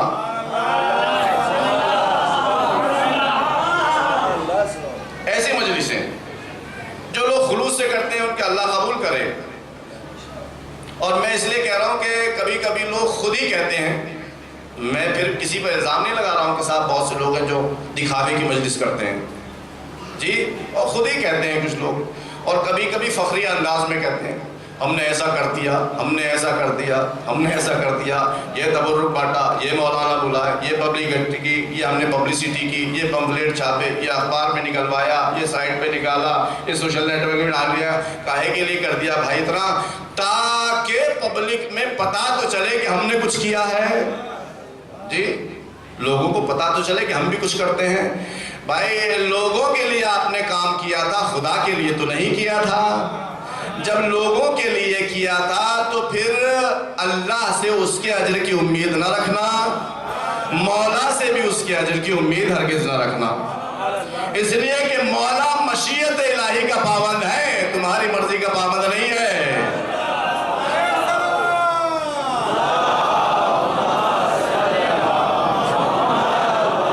تو انسان جب شیطان کی ولایت میں پہنچ جاتا تو اس سے بیزاری کا اظہار کرنا لازمی ہوتا ہے، واجبات میں سے ہے۔ براءۃ من اللہ ورسولہ، اللہ کی طرف سے براءت اور اس کے رسول کی طرف سے براءت، یعنی حکم اللہ کا کہ بری رہو، ان اللہ بریء من المشرکین ورسولہ، یقیناً اللہ اور اس کا رسول تبرہ کرتا ہے، کس سے؟ مشرکین سے۔ اور جو شیطان کی ولایت میں ہوتا ہے وہ حقیقت میں مشرک ہی ہوتا ہے، حقیقت میں مشرک ہوتا ہے۔ تہ تک جب جائیں گے تو پتہ چلے گا کہ مشرک۔ تو برات کرنا کس سے؟ کس سے برات کرنا ہے؟ جو شیطان کی ولایت میں آیا اس سے تبرری کرنا ہے، اس سے بیزاری کا اظہار کرنا ہے۔ لیکن کبھی کبھی ایسا بھی ہوتا ہے کہ ہم مشکل میں پڑ جاتے ہیں واقعی، کہ اب ظاہر ہے کہ ہمیں کسی کے دل کا تو پتہ نہیں ہے، ہمیں کسی کے دل کا تو پتہ نہیں ہے کہ کس کے دل میں کیسا عقیدہ ہے، رسول اور خدا اور آل رسول کے سلسلے میں کیسی محبت ہے، کیسا جذبہ ہے، کیا سوچتے ہیں، ہمیں کسی کے دل کا کوئی اندازہ نہیں ہو سکتا۔ عالم الغیب تو بس خدا ہے، یا جس کو اس نے علم غیب عطا کر دیا ہے وہی، بس وہی ہے، اس کے علاوہ کوئی نہیں ہے۔ لہٰذا ہم کسی کو کیسے کہہ سکتے ہیں کہ ولایت شیطان میں؟ بھائی نماز تو سبھی پڑھتے ہیں، حسینی بھی نماز پڑھتے ہیں، یزیدی بھی نماز پڑھتے ہیں، جی، تب ہمیں پتہ کیسے چلے گا کہ یہ نماز حسینی ہے کہ یزیدی ہے؟ ہو سکتا ہے کہ بالکل ویسے ہی نماز وہ بھی پڑھ رہا ہو جیسے ہم پڑھ رہے ہیں، جی، تو پتہ کیسے چلے گا آخر؟ ایسے ہی ماتم تو ہم بھی کرتے ہیں، دوسرے بھی کرتے ہیں، کرتے ہیں کہ نہیں کرتے بھائی؟ بتائیے، محبت کا اظہار ہم بھی کرتے ہیں، دوسرے بھی کرتے ہیں، جی، مگر یہ کیا وجہ ہے کہ جنت میں جانے کے لباس اپنے آپ کو گھیر لیتے ہیں آپ کہ بس ہم ہی جائیں گے؟ اچھا کیجئے گا بھائی، ہیں آپ کہتے ہیں کہ جو مولا کا نام لے وہ جنتی، اور پھر ادھر سے کہتے ہیں کہ بس ہم ہی جائیں گے، تو یہ تو ناانصافی ہے۔ جو بھی حسین کا نام لے وہ جنت میں جائے گا، آپ کے لحاظ سے وہ جنت میں جانا چاہیے اس کو، مگر بہت سو کو آپ کنارے کر دیتے ہیں، نہیں بھائی نہیں بھائی نہیں۔ کیوں آخر؟ کیوں؟ اگر مولا ہی کے خالی نام لینے سے جنت میں جانا ہے تو جو بھی نام لے رہا ہے، سیاہ ہو یا سفید ہو، اپنا ہو یا پرایا ہو، ادھر کا ہو کہ ادھر کا ہو، سب کو کہاں جانا چاہیے؟ جنت میں جانا چاہیے۔ مگر آپ اس بات کے لیے ہرگز قبول نہیں کرتے کہ وہ بھی جنت میں چلا جائے۔ محسوس یہ ہوتا ہے کہ لاشعوری طور پر ہمیں اس بات کا اندازہ ہے کہ جنت میں وہی جائے گا جو اظہار محبت ویسے کرے جیسے مولا چاہتے ہیں۔ توجہ کیجئے، توجہ کیجئے، جو اظہار محبت ویسے کرے گا، اپنی عقیدت کا اظہار ویسے کرے گا، اپنے احترام کا اظہار ویسے کرے گا جیسے مولا چاہتے ہیں۔ ورنہ اگر خالی نام لینے سے، نظر و نیاز کرنے سے، ماتم کرنے سے جنت کی صنعت ملنے لگے تو سبھی جنت میں چلے جائیں گے۔ اس لیے کہ ایک زمانہ ایسا آنے والا ہے کہ جس میں ہر قوم پکارے گی کہ ہمارے ہیں حسین۔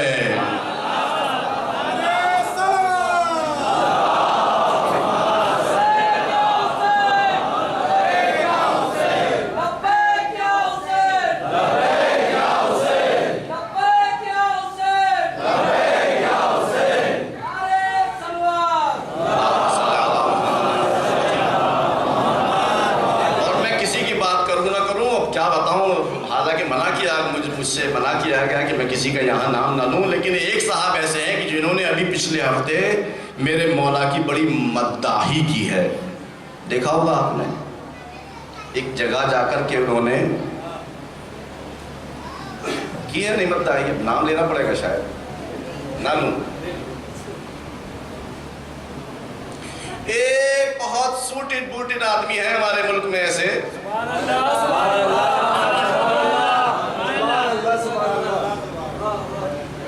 جنہوں نے سب لوگوں سے کہا ہے کہ اچھے دن آئیں گے، لیکن یہ نہیں بتایا کہ کس کے اچھے دن آئیں گے۔ آپ کے تو اچھے دن آئیں یا نہ آئیں، ان کے تو آ گئے ہیں، اس لیے کہ کئی لاکھ کے سوٹ پہنتے ہیں۔ بھئی ایک چائے بیچنے والا اگر کئی لاکھ کے سوٹ پہننے لگے تو اس سے اچھے دن اور کیا آئیں گے پھر؟ تو اب انہوں نے بھی جا کر کے میرے مولا کی مرثیہ خوانی میں شرکت کی، نہیں کی کہ نہیں کی؟ آپ لوگوں نے نہ دیکھا ہو تو بھائی کلپ لگا کر دکھا دیجیے گا لوگوں کو۔ انہوں نے مداحی کی کہ نہیں کی؟ پیچھے والے بتائیں ذرا، مولا کے غم میں شرکت کی کہ نہیں کی؟ مولا کے فضائل کو بیان کیا کہ نہیں کیا؟ تو وہ بھی جنتی ہیں پھر تو،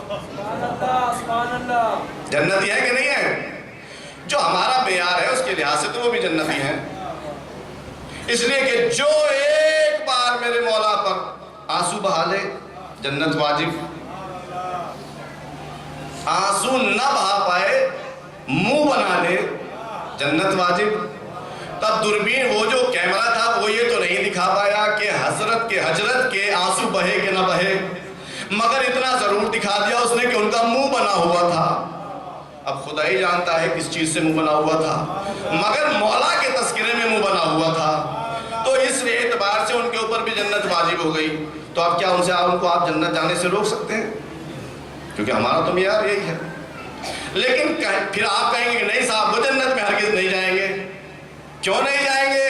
اس لیے کہ شعور میں کہیں آپ کے یہ چھپا ہوا ہے کہ جنت میں وہی جائے گا جو مولا کی مرضی کے اعتبار سے عزاداری کرے، دکھاوے کے لیے عزاداری نہ کرے۔ صلوات بھیجئے محمد و آل محمد کو۔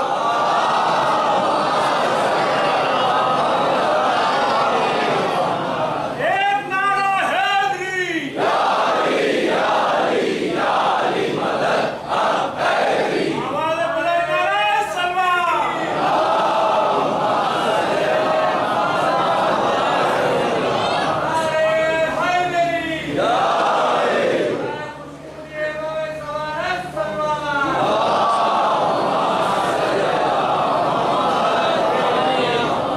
دیکھیے جو ٹائم مجھے دیا گیا وہ مکمل ہو گیا۔ اگر آپ لوگ تھکے ہوئے نہ ہوں اور کچھ سننے کے لیے اور تیار ہوں تو ایک بار بآواز بلند صلوات بھیج دیجیے۔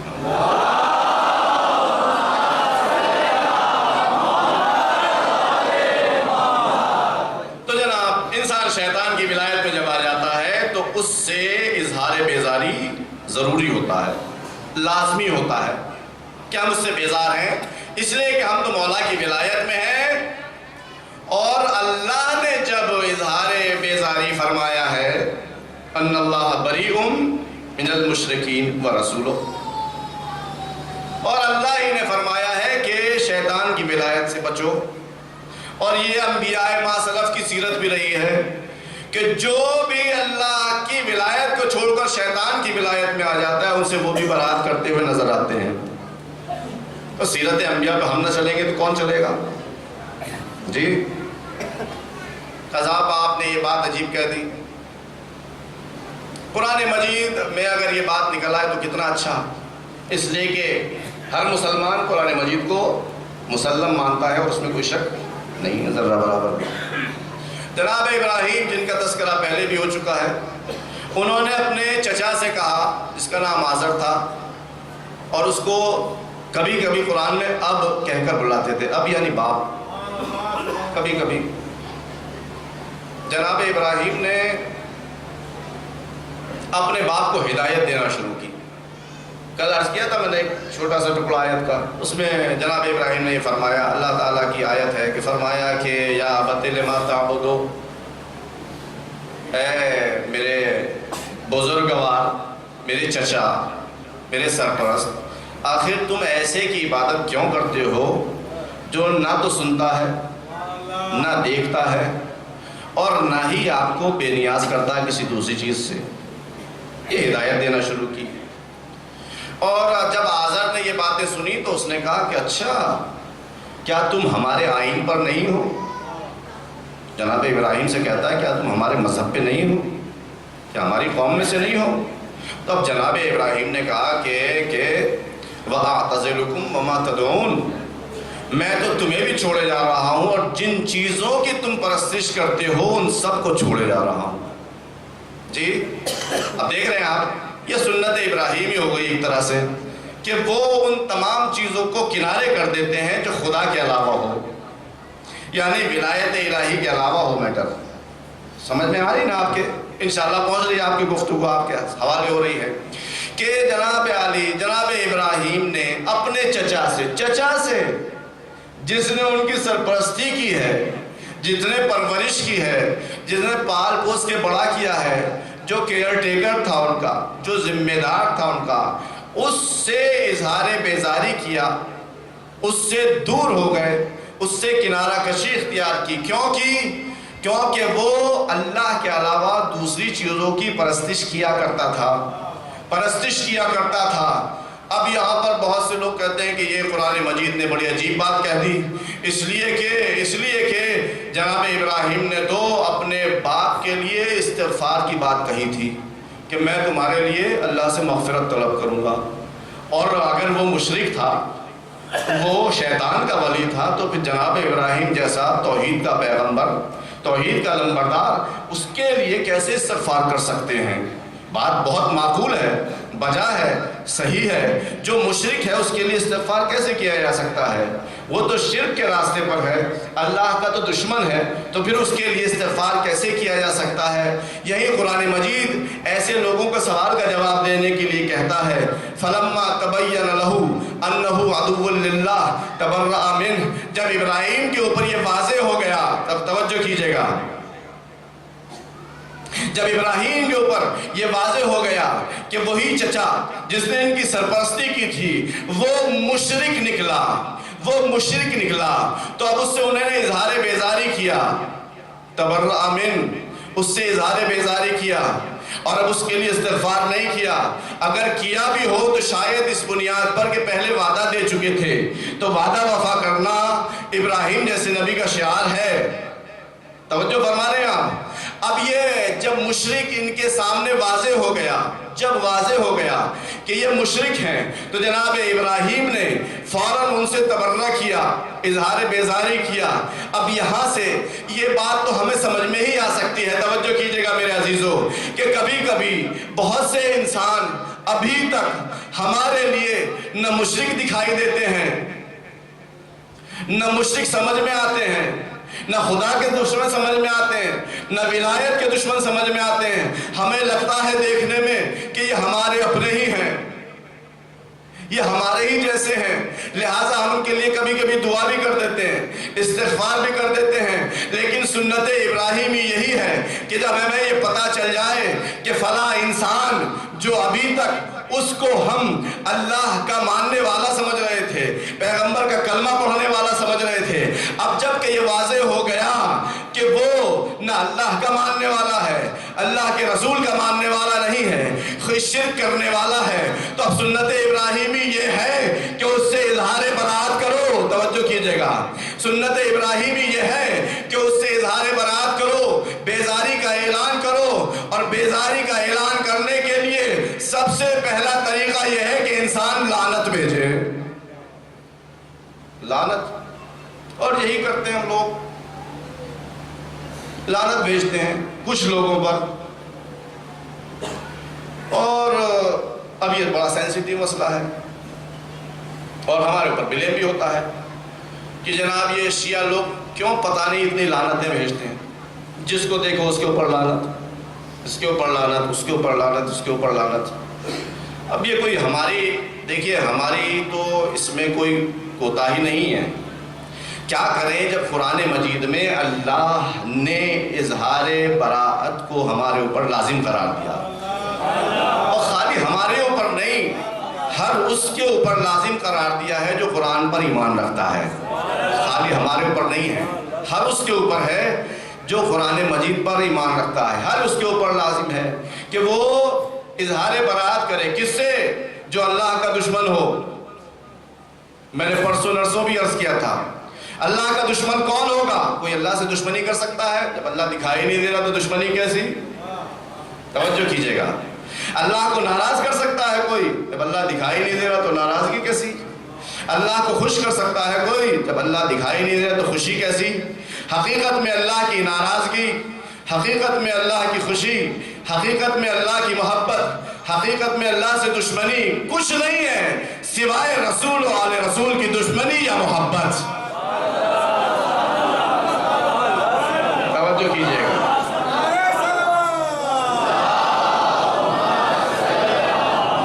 کچھ بھی نہیں ہے. کیسے پتا چلے گا اللہ ناراض ہے؟ دیکھو مولا ناراض ہے کہ نہیں ہے. کیسے پتا چلے گا اللہ خوش ہے؟ دیکھو مولا خوش ہے کہ نہیں ہے. کیسے پتا چلے گا کہ اللہ سے محبت ہے کہ نہیں ہے؟ دیکھو رسول آل رسول سے محبت ہے کہ نہیں ہے. کیسے پتا چلے گا کہ اللہ سے دشمنی ہے؟ دیکھو رسول آل رسول سے دشمنی ہے کہ نہیں ہے. اگر ایسا ہے تو اللہ کی دشمنی بھی ہے اور اللہ سے دوستی بھی ہے، جیسا ہوگا. رسول سے محبت ہے، اللہ سے محبت ہے. رسول سے دشمنی ہے، اللہ سے دشمنی ہے. رسول کا بغض ہے تو اللہ کا بغض ہے. رسول کے سامنے کھڑے ہوئے تو اللہ کے سامنے کھڑے ہوئے. توجہ کیجئے گا میرے عزیزو، رسول کے سامنے کھڑے ہوئے تو اللہ کے سامنے کھڑے ہوئے.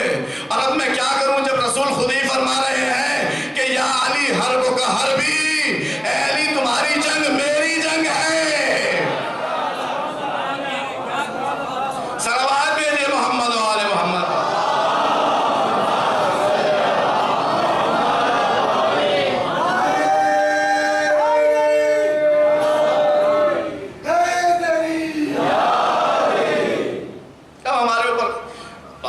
دیکھیے بلیم لگانا تو بہت ہی آسان ہے، ہم کسی کو کچھ بھی کہتے ہیں، اس سے آسان تو کوئی کام ہے ہی نہیں. وہ جو آپ بات کر رہے ہیں اس کا پروف ہو جائے تو بہت ہی اچھا ہے. اور ہم کیوں کرتے ہیں؟ ہم تو جواب دے سکتے ہیں، قرآن مجید سے دے تو اس سے بہتر اور کیا. اور ہر قرآن کے ماننے والے کو مان بھی لینی چاہیے. صاحب آپ لعنت کرتے ہیں،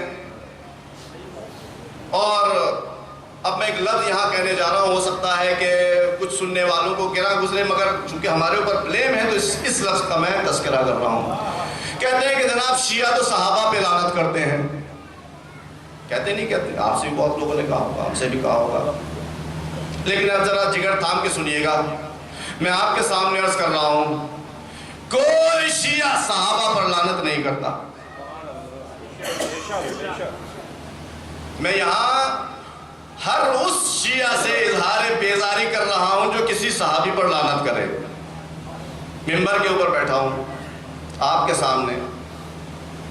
کوئی شیعہ کسی صحابی پر لعنت نہیں کرتا, کر ہی نہیں سکتا. کیوں نہیں کر سکتا؟ اس لیے کہ شیعوں سے زیادہ تبرکات کا احترام کہیں اور ملتا ہے کیا؟ جی یہ کپڑا منسوب ہو گیا, توجہ کیجئے بھائی, یہ تابوت منسوب ہو گیا, یہ زری منسوب ہو گئی, وہ کلاوہ جو بہت سے ہاتھوں میں دکھائی دیتا جو ہمیں نہیں سمجھ میں آیا وہ بھی منسوب ہو گیا. منسوبی تو ہوا ہے, خالی نسبت کی وجہ سے اتنا احترام ہو جاتا ہے کن چیزوں پر جو جاندار نہیں ہے. کپڑا, لکڑی, چاندی, سونا, جی کھانے کی چیز, تبرکات, ہم سے زیادہ تو کوئی احترام نہیں کرتا ان کا. اگر ہو تو بتائیے. نہیں کرتے. ہم سے زیادہ احترام کرنے والا کوئی نہیں. مسجدوں کا احترام, امام باڑوں کا احترام, ذریحوں کا احترام, درگاہوں کا احترام, قرآن مجید کا احترام. اور قرآن مجید کا تو اتنا احترام کرتے ہیں کہ بالائے طاق رکھنے کے بعد اس کو اتارتے بھی نہیں, کہیں بے احترامی نہ ہو جائے. ہم سے زیادہ کوئی احترام کرنے والا ہو ہی نہیں سکتا. ہوتا کہ بھائی اگر میں کوئی غلط بات کہوں تو باتیں بتا دیجئے گا. اتنا احترام ہم کرتے ہیں, بے جان چیزوں کا اتنا احترام کرتے ہیں. کیوں؟ اس لیے کہ ان کی نسبت رسول سے ہے یا آل رسول سے ہے. تو اسی بنیاد پر میں بہت ذمہ داری سے کہہ رہا ہوں آپ سے, کسی بھی شیعہ بچے سے بھی آپ دریافت کر سکتے ہیں کہ بھائی آپ کسی صحابی کی بے احترامی کرتے ہیں, کسی صحابی پہ لعنت کرتے ہیں, کسی صحابی کو گالی دیتے ہیں. میرے مجمع میں کوئی ایسا نہیں جو یہ کہے کہ میں کسی صحابی کو لعنت کرتا ہوں, میں کسی صحابی پر بیزاری کا اعلان کرتا ہوں, میں کسی صحابی سے اظہار برات, نہیں ہے کوئی ایسا. اور شاید دنیا میں کوئی ملے, ہاں ہو سکتا ہے کہ کوئی واقعی جاہل ہو تو ایک الگ بات ہے. کسی کو کسی نام سے چڑ ہو تو ایک الگ بات ہے. لیکن یہ شیعوں کا عقیدہ ہے کہ شیعہ کسی صحابی کی بے حرمتی نہیں کرتے, نہ پسند کرتے ہیں. اس لیے کہ شیعہ اپنے مولا علی کے پیروکار ہیں.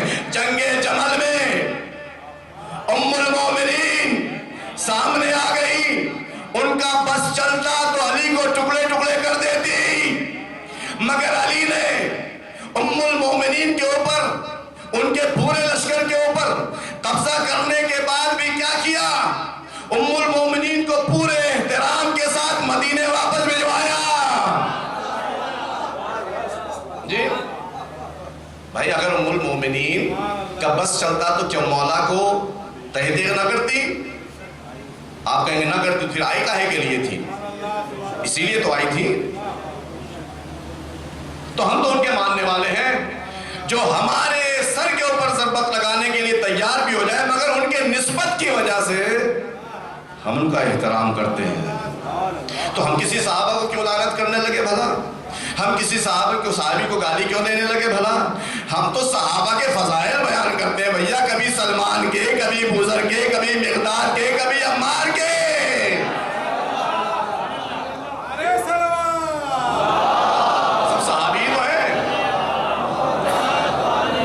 صحابی تو ہیں, ہم تو فضائل بیان کرتے ہیں.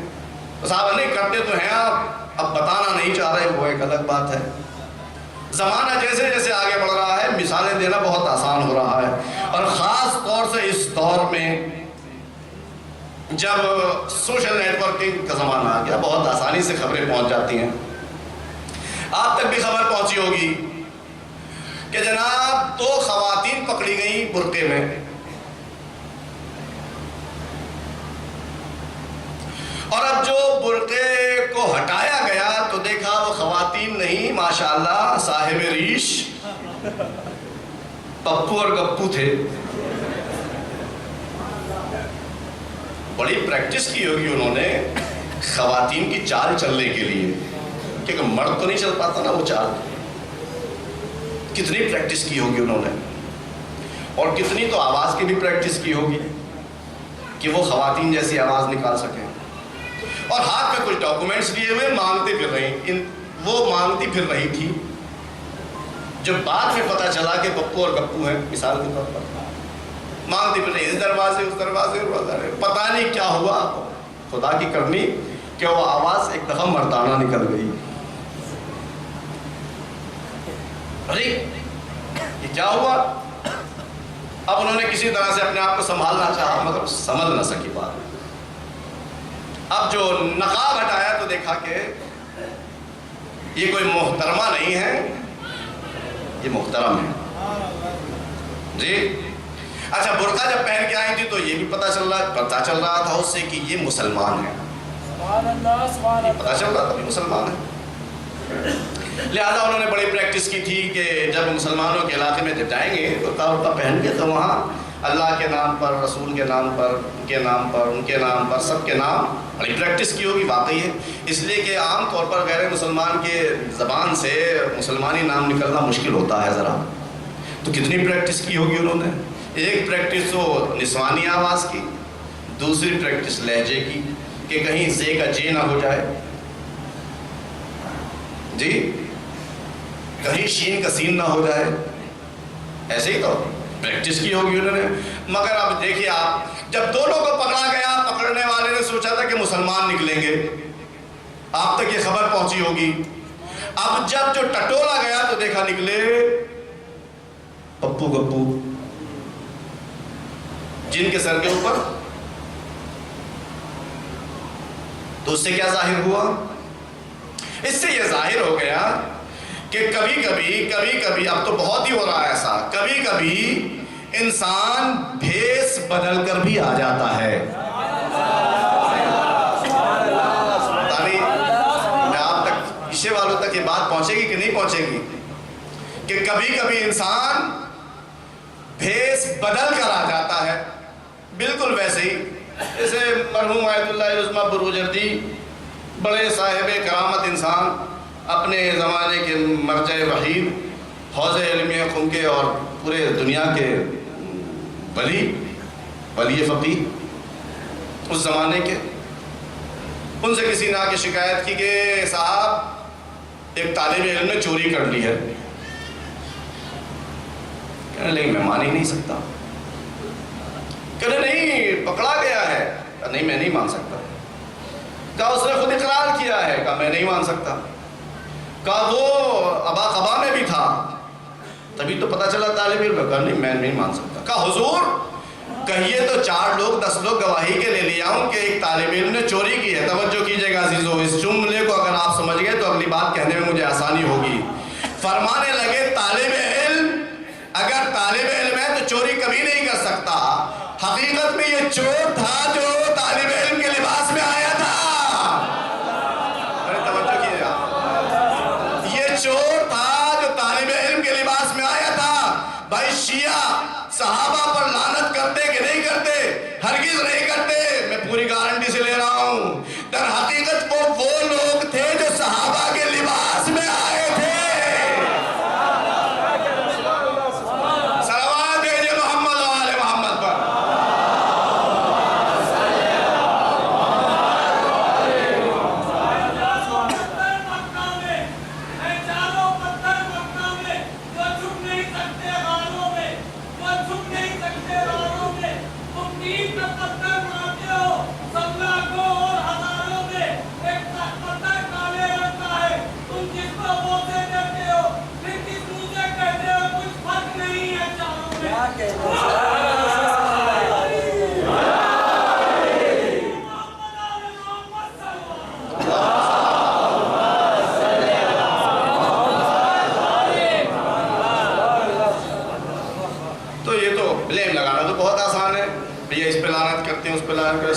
ہم کسی پہ لعنت نہیں کرتے. ہم کیوں کریں گے لعنت؟ ہماری کسی سے کوئی بیر، ہمارا کسی سے ذاتی کوئی بیر نہیں ہے. ہم کسی کے نام سے تھوڑی کرتے ہیں. ہم نے الفابیٹ سے تو کوئی دشمنی ہے ہی نہیں. کوئی دشمنی ہمیں نہیں ہے. جیسے اللہ کو الفابیٹ سے کچھ لینا دینا نہیں. میرا نام حسن ہو تو اچھا، اللہ کو بہت اچھا لگوں. حسین ہو تو اور زیادہ اچھا لگوں. علی ہوں تو اللہ کے نزدیک بہت بلند ہوں. تقی ہوں تو اللہ کے نزدیک بہت زیادہ پرہیزگار ہوں. نہیں، الفابیٹ سے کوئی لینا دینا نہیں ہے. اگر حسن ہے تو اچھا اخلاق دکھاؤ تو اللہ کے نزدیک حسن کہلاؤ گے. اگر تقی ہے تو اللہ کے نزدیک پرہیزگاری ایسی دکھاؤ کہ تمہیں کل بھی تقی کہا جائے. تب تو بات ہے الفابیٹ سے کیا لگے. تو ہماری بھی ایسی ہے شیعوں کے اوپر بلیم لگانا تو بہت آسان ہے بھائی کہ یہ لعنت کرتے ہیں. ہم قطعاً لعنت نہیں کرتے. ہم کیوں لعنت کیوں کریں گے؟ ہم کیوں کریں گے؟ ہاں یہ بات الگ ہے کہ جب ہمارے اوپر بھی یہ واضح ہو گیا بالکل ویسے ہی جیسے ابراہیم کے اوپر واضح ہوا تھا کہ جو چچا جس کو میں چچا سمجھ رہا تھا وہ تو دشمن خدا نکلا. ایسے ہی ہمارے ساتھ بھی ہوا. ہم کیا کریں؟ جب ابراہیم نے ایسے کیا تو ہم بھی تو سنت ابراہیمی پر عمل کر رہے ہیں. جیسے آپ سنت ابراہیمی پر عمل کرتے ہیں حج پر جا کر کے, ویسے ہم نے بھی سنت ابراہیمی پر عمل کیا. جب ہمارے لیے یہ واضح ہو گیا کہ بہت سے لوگ مدینے میں ایسے تھے جو صحابہ کے جھنڈ میں تھے, اپنے آپ کو صحابہ کہلوانا چاہتے تھے, مگر بات تو اس وقت کھلی جب رسول کی آنکھ بند ہوئی, اپنے کینے کے اظہار کا موقع ملا. رسول کے ساتھ تو اپنے کینے کا اظہار نہ کر سکے. مظلوم آل رسول مل گئے, کسی کا دروازہ جلایا, کسی کو تماچا لگایا, کسی کو پیاسا رکھا, کسی کو زخمی کیا. بتاؤ کیا محبت میں کوئی کسی کو زخمی کرتا ہے؟ کیا محبت میں کسی کا دروازہ جلاتا ہے؟ کیا محبت میں کوئی کسی کے تماچا لگاتا ہے؟ اگر یہ دشمنی نہیں ہے آل رسول سے تو پھر کیا ہے؟ صلوات بھیجئے محمد آل محمد پر.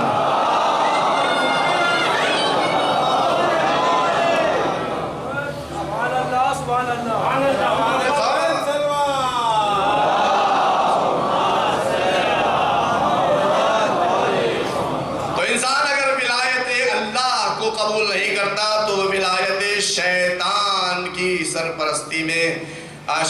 سرپرستی میں اس کی ولایت کو قبول کر لیتا ہے, اور اس کا تنہا مقصد یہ ہوتا ہے کہ جو چیز اس کی نظر میں اس تک پہنچ جائے, چاہے اس کے لیے اسے کچھ بھی کرنا پڑے. بہت ہے تاریخی مثالیں ایسی, لیکن میں اب یہاں اس سے زیادہ آپ کو اور نہیں تھکاؤں گا. کچھ بھی کرنا پڑے جی, چاہے اس دروازے کو جلانا پڑے جس کے اوپر اللہ کا رسول آ کر سلام کیا کرتا تھا, چاہے اس سر کے اوپر شمشیر لگانی پڑے جس کے اوپر اللہ کے رسول نے اپنا امامہ رکھا تھا, جس کو اللہ کے رسول نے بوسہ دیا تھا, چاہے اس گردن کو تن سے جدا کرنا پڑے جس کا بوسہ رسول دیا کرتے تھے. کچھ بھی کرنا ہو ہمیں اپنے مقصد تک پہنچنا. یہ ہے ولایت شیطان کا خاصہ اور اس کی خصوصیت. عزیزو, ہمارے درمیان ایسا نہ ہونے پائے کہ ہمیں اپنا مقصد پورا کرنا ہے چاہے جیسے ہو. اگر ایسا ہوا تو جو لعنتیں ہم ان تک بھیجتے ہیں وہی لعنتیں ہمارے گھر پر بھی آ سکتی ہیں. اس لیے کہ لعنت اپنے مستحق کو ڈھونڈتی ہے. جو بھی مستحق ہوگا اس تک وہ لعنت پہنچ کر رہے گی. آپ اس کو اپنے ہاتھ سے نہیں روک سکتے, اپنے قلم سے نہیں روک سکتے, اپنی زبان سے نہیں روک سکتے, اپنے پورے وجود سے نہیں روک سکتے. لعنت اپنے مستحق کو تلاش کرتی ہے. ہم نے کوئی مسئلہ ہے بتا دیجیے. ہم نے اگر کسی پر لعنت کی ہے تو اس کے نام کی وجہ سے لعنت نہیں کی, اس کے کام کی وجہ سے لعنت کی, اس کے کردار کی وجہ سے لعنت کی, اس کے کیریکٹر کی وجہ سے لعنت کی ہے. تو پھر عزیزو, وہی کیریکٹر ہمارا نہیں ہونا چاہیے. اس لیے کہ اگر وہی کیریکٹر ہوگا تو وہی لعنت جو ہماری زبان سے نکلی ہے ہمارے ہی اوپر آ سکتی ہے. اس لیے کہ اس کو کسی نام سے کچھ لینا دینا نہیں ہے, اس کے کیریکٹر اور اس کے اخلاق سے لینا. گفتگو ختم ہوئی, اعلانات ہیں. ایک صلوات پڑھ دیجیے محمد علیہ وسلم.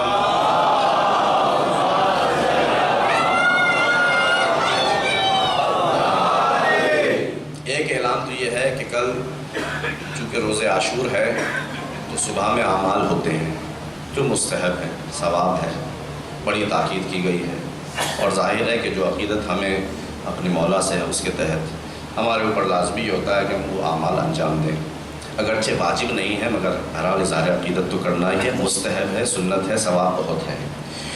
تو اس کا جو اس کے بارے میں لکھا گیا ہے وہ یہ ہے کہ زیر آسمان وہ عمل ہونے چاہیے، البتہ اس کی تاکید ہے کہ زیر آسمان ہونے چاہیے۔ اب اگر خدا نخواستہ کسی وجہ سے زیر آسمان آپ کو جگہ نہ مل پائے تو آپ چھت کے نیچے بھی کر سکتے ہیں۔ ایسا نہیں ہے کہ اگر چھت کے نیچے کر لیا تو وہ عمل ناقص رہ جائے گا، ثواب نہیں مل پائے گا، عمل پورا نہیں ہو پائے گا، نہیں، وہ عمل ہو جائے گا۔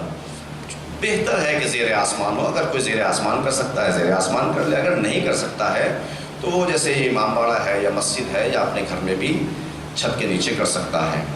لہٰذا کل یہاں پر وہ اعمال عاشورہ ہوں گے تو انشاءاللہ جو حضرات کر سکتے ہیں شرکت کریں گے۔ دوسرا جو اعلان اہم ہے وہ یہ ہے کہ کل ہم سبھی لوگ جلوس اذان میں شرکت کریں گے اور کافی لمبا جلوس ہوگا، اور اس لمبے جلوس میں آپ سبھی کو بہرحال تر و تازہ رکھنے کے لیے مختلف سبیلیں لگائی جاتی ہیں، کہیں پانی ہوتا ہے، کہیں شربت ہوتا ہے، کہیں کچھ ہوتا ہے۔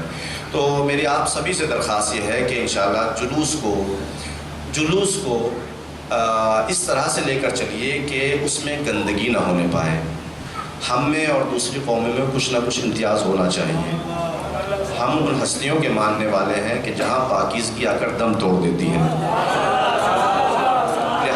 لہٰذا اپنے عمل سے ہم یہ بتائیں کہ ہم ایسی ہستیوں کے ماننے والے ہیں۔ تو کچھ جوانوں نے مل کر کے یہ انتظام کیا ہے کہ کچھ والنٹیئرس ہیں جو اپنے ہاتھ میں ایسے کچھ پیکٹس اور بیگس لے کے آپ کے ساتھ میں رہیں گے کہ جس میں آپ اپنے ویسٹیج کو ڈال سکتے ہیں، اپنے کوڑے کو ڈال سکتے ہیں۔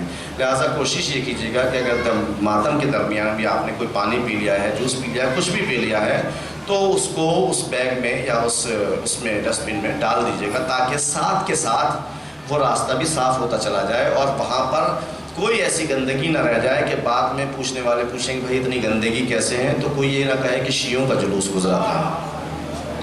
تو انشاءاللہ سب لوگ یہ اہتمام رکھیں، چونکہ جوانوں نے یہ اہتمام کیا ہے اور وہ آپ کے ساتھ ساتھ رہیں گے، تو جب ہاتھ سے ہاتھ مل کر چلے گا تو انشاءاللہ اس کی طاقت ہی کچھ اور ہوگی۔ ایک صلوات پڑھ دیجیے محمد وعلی محمد۔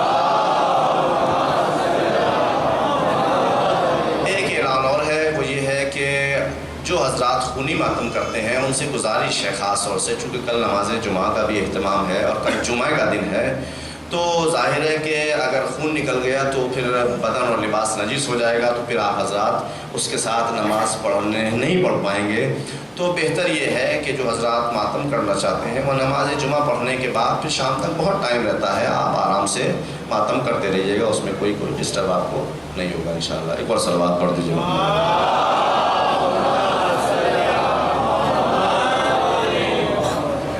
گفتگو ختم ہو گئی اور مجالس کا سلسلہ یہ یہاں پر میری گفتگو کا مسئلہ اور سلسلہ ختم ہوا۔ تو انسان شیطان اللہ کی ولایت میں آئے تو اس کے نتائج ہیں اس کی زندگی میں، اور شیطان کی ولایت میں آئے تو اس کے بھی کچھ نہ کچھ اسی زندگی میں نتیجے دیکھنے کو مل جاتے ہیں۔ اس کا ایک بہت ہی خراب نتیجہ یہ ہے کہ انسان دوسروں کو روندتے ہوئے اپنے مقصد تک بھی پہنچنا اپنے لیے ممکن بنا لیتا ہے، چاہے جیسے بھی ہو۔ اب اس کے سامنے چاہے رسول ہوں چاہے آل رسول ہوں، اس سے اس کو کوئی مطلب نہیں ہوتا، اس سے تو اپنے مقصد تک پہنچنا ہے۔ یزید نے بھی یہی کیا۔ یزید نے کیا کیا ہے؟ یزید نے یہی کیا ہے کہ اس کو تو اپنا تخت و تاج باقی رکھنا تھا، اب اس کے لیے چاہے فرزند رسول کے سر و تن میں جدائی ہی کیوں نہ کرنا پڑے۔ ایک بات اگر خالی فرزند رسول کی شہادت تک ہوتی تو شاید اتنا سخت نہ ہوتا، اے کاش بچوں کے اوپر رحم کر لیا ہوتا۔ چھوٹے چھوٹے بچے، تاریخ کربلا میں عجیب موڑ ملتے ہیں، چھوٹے چھوٹے بچے، ان کے اوپر بھی رحم نہیں کیا گیا۔ معلوم ہوتا ہے کہ شیطان نے ان کی آنکھوں کے اوپر ایسا پردہ ڈال دیا ہے کہ انہیں کچھ سجھائی نہیں دے رہا کہ سامنے کون آ رہا۔ ایک ننھا سا بچہ، حسین نے اس کو اپنی گود میں لیا اور لینے کے بعد دیکھا کہ من کا ڈھلا ہوا ہے، ہونٹ سوکھے ہوئے ہیں، اور بالکل ایسا ہو رہا ہے کہ اب جان گئی تب جان گئی۔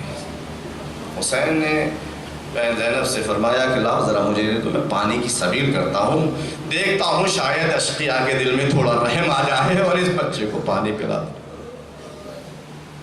لے کر کے چلے اس گرمی کے ماحول میں حسین اپنے ننھے سے پیارے کسی بچے کو لے کر کے چلے. ادھر لوگ یہی سوچ رہے ہیں کہ حسین اب قتل کے ڈر سے قرآن لے کر کے آ رہے ہیں اور اس کے بعد آ کر کے یزید کی بیعت کر لیں گے. مگر نہیں عزیزو، حسین کے ہاتھوں پر ننھا علی اصغر ہے.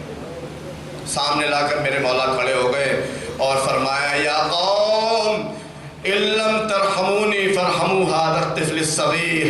اے لوگوں، اگر تمہیں حسین کے اوپر کوئی رحم نہیں آ رہا ہے تو اس چھوٹے سے بچے کے اوپر رحم کرو. اس کی ماں کا دودھ خشک ہو گیا ہے، خیام میں پانی نہیں ہے، یہ پیاسا ہے. اما ترونہ کیف یتلظی چانا، کیا نہیں دیکھ رہے ہو کہ پیاس کی وجہ سے یہ مچھلیوں کی طرح تڑپ رہا ہے. شب عاشور ہے عزیزو، شب عاشور ہے، شب عاشور ہے. اور اس شب میں حسین کے خیام میں بڑا کوہرام تھا. بچوں کی صدائے العطش بلند ہو رہی تھی، لوگ مرنے کے لیے تیار ہو رہے تھے. زینب و ام کلثوم بے یار و یاور ہونے کی تیاریاں کر رہی تھی. حسین نے بچے کو لوگوں کے سامنے اس طرح سے پیش کیا، مگر کسی کے اوپر ایک بھی ذرہ برابر جو فرق پڑا ہو. بس حسین نے اپنے ننھے سے علی اصغر کو جلتی ہوئی ریت کے اوپر بٹھا دیا. شاید اب ان کو رحم آ جائے، شاید اب سمجھ لیں کہ حسین خود پانی نہیں پینا چاہتے ہیں، اپنے بچے کے لیے سوال آپ کر رہے ہیں. اللہ اکبر. ساقی کوثر کا بیٹا، ایک چلو پانی کا سوال. کتنا پانی پی لیتا ننھا علی اصغر، مگر پانی نہ آیا. اگر جواب آیا بھی تو تیرے سے شعبہ کی صورت میں آیا. حرملہ کا تیر چلا، ننھا علی اصغر من الاذن الى الاذن ذبح ہو گیا. تیر سید الشہداء کے ہاتھ میں بھی بے بس ہوا. اللہ اکبر. اب یہ حسین ہی جانتے ہیں کہ اس ننھے بچے کی شہادت نے ان کو کتنا توڑ کے رکھ دیا.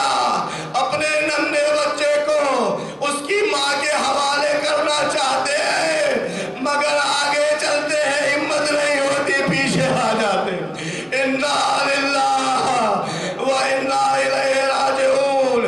7 مرتبہ یہی عمل انجام دیا اور اب ایک مرتبہ ہمت کر کے خیمے کے دروازے پر آ کر آواز دی، اے رباب اپنے بچے کو لے جاؤ. جزاکم ربکم خیر الجزا. ماں اس منظر کو ہرگز نہیں دیکھ سکتی. اگر ایک بچے کو ذرہ برابر کھروچ لگ جائے تو ماں کا برا حال ہو جاتا ہے. اب رباب سے پوچھیں کہ رباب علی اصغر کو شہید دے کر تمہارا کیسا حال ہوا. مولا کے ہاتھ پر شہید علی اصغر کو دیکھ کر کے بس ایک جملہ عرض کیا، اب مثلوں کا ینہر. اے میرے بچے، کیا تمہارے جیسے چھوٹے بچے بھی نہر کر دیے جاتے ہیں؟ سکینہ دوڑی دوڑی آئی، اے بابا علی اصغر کو پانی پلا لائے، میں پیاسی رہی. اب جوبا کا دامن ہٹایا. سکینہ سمجھ گئی علی اصغر کو پانی کے بدلے تیرے سے شعبہ.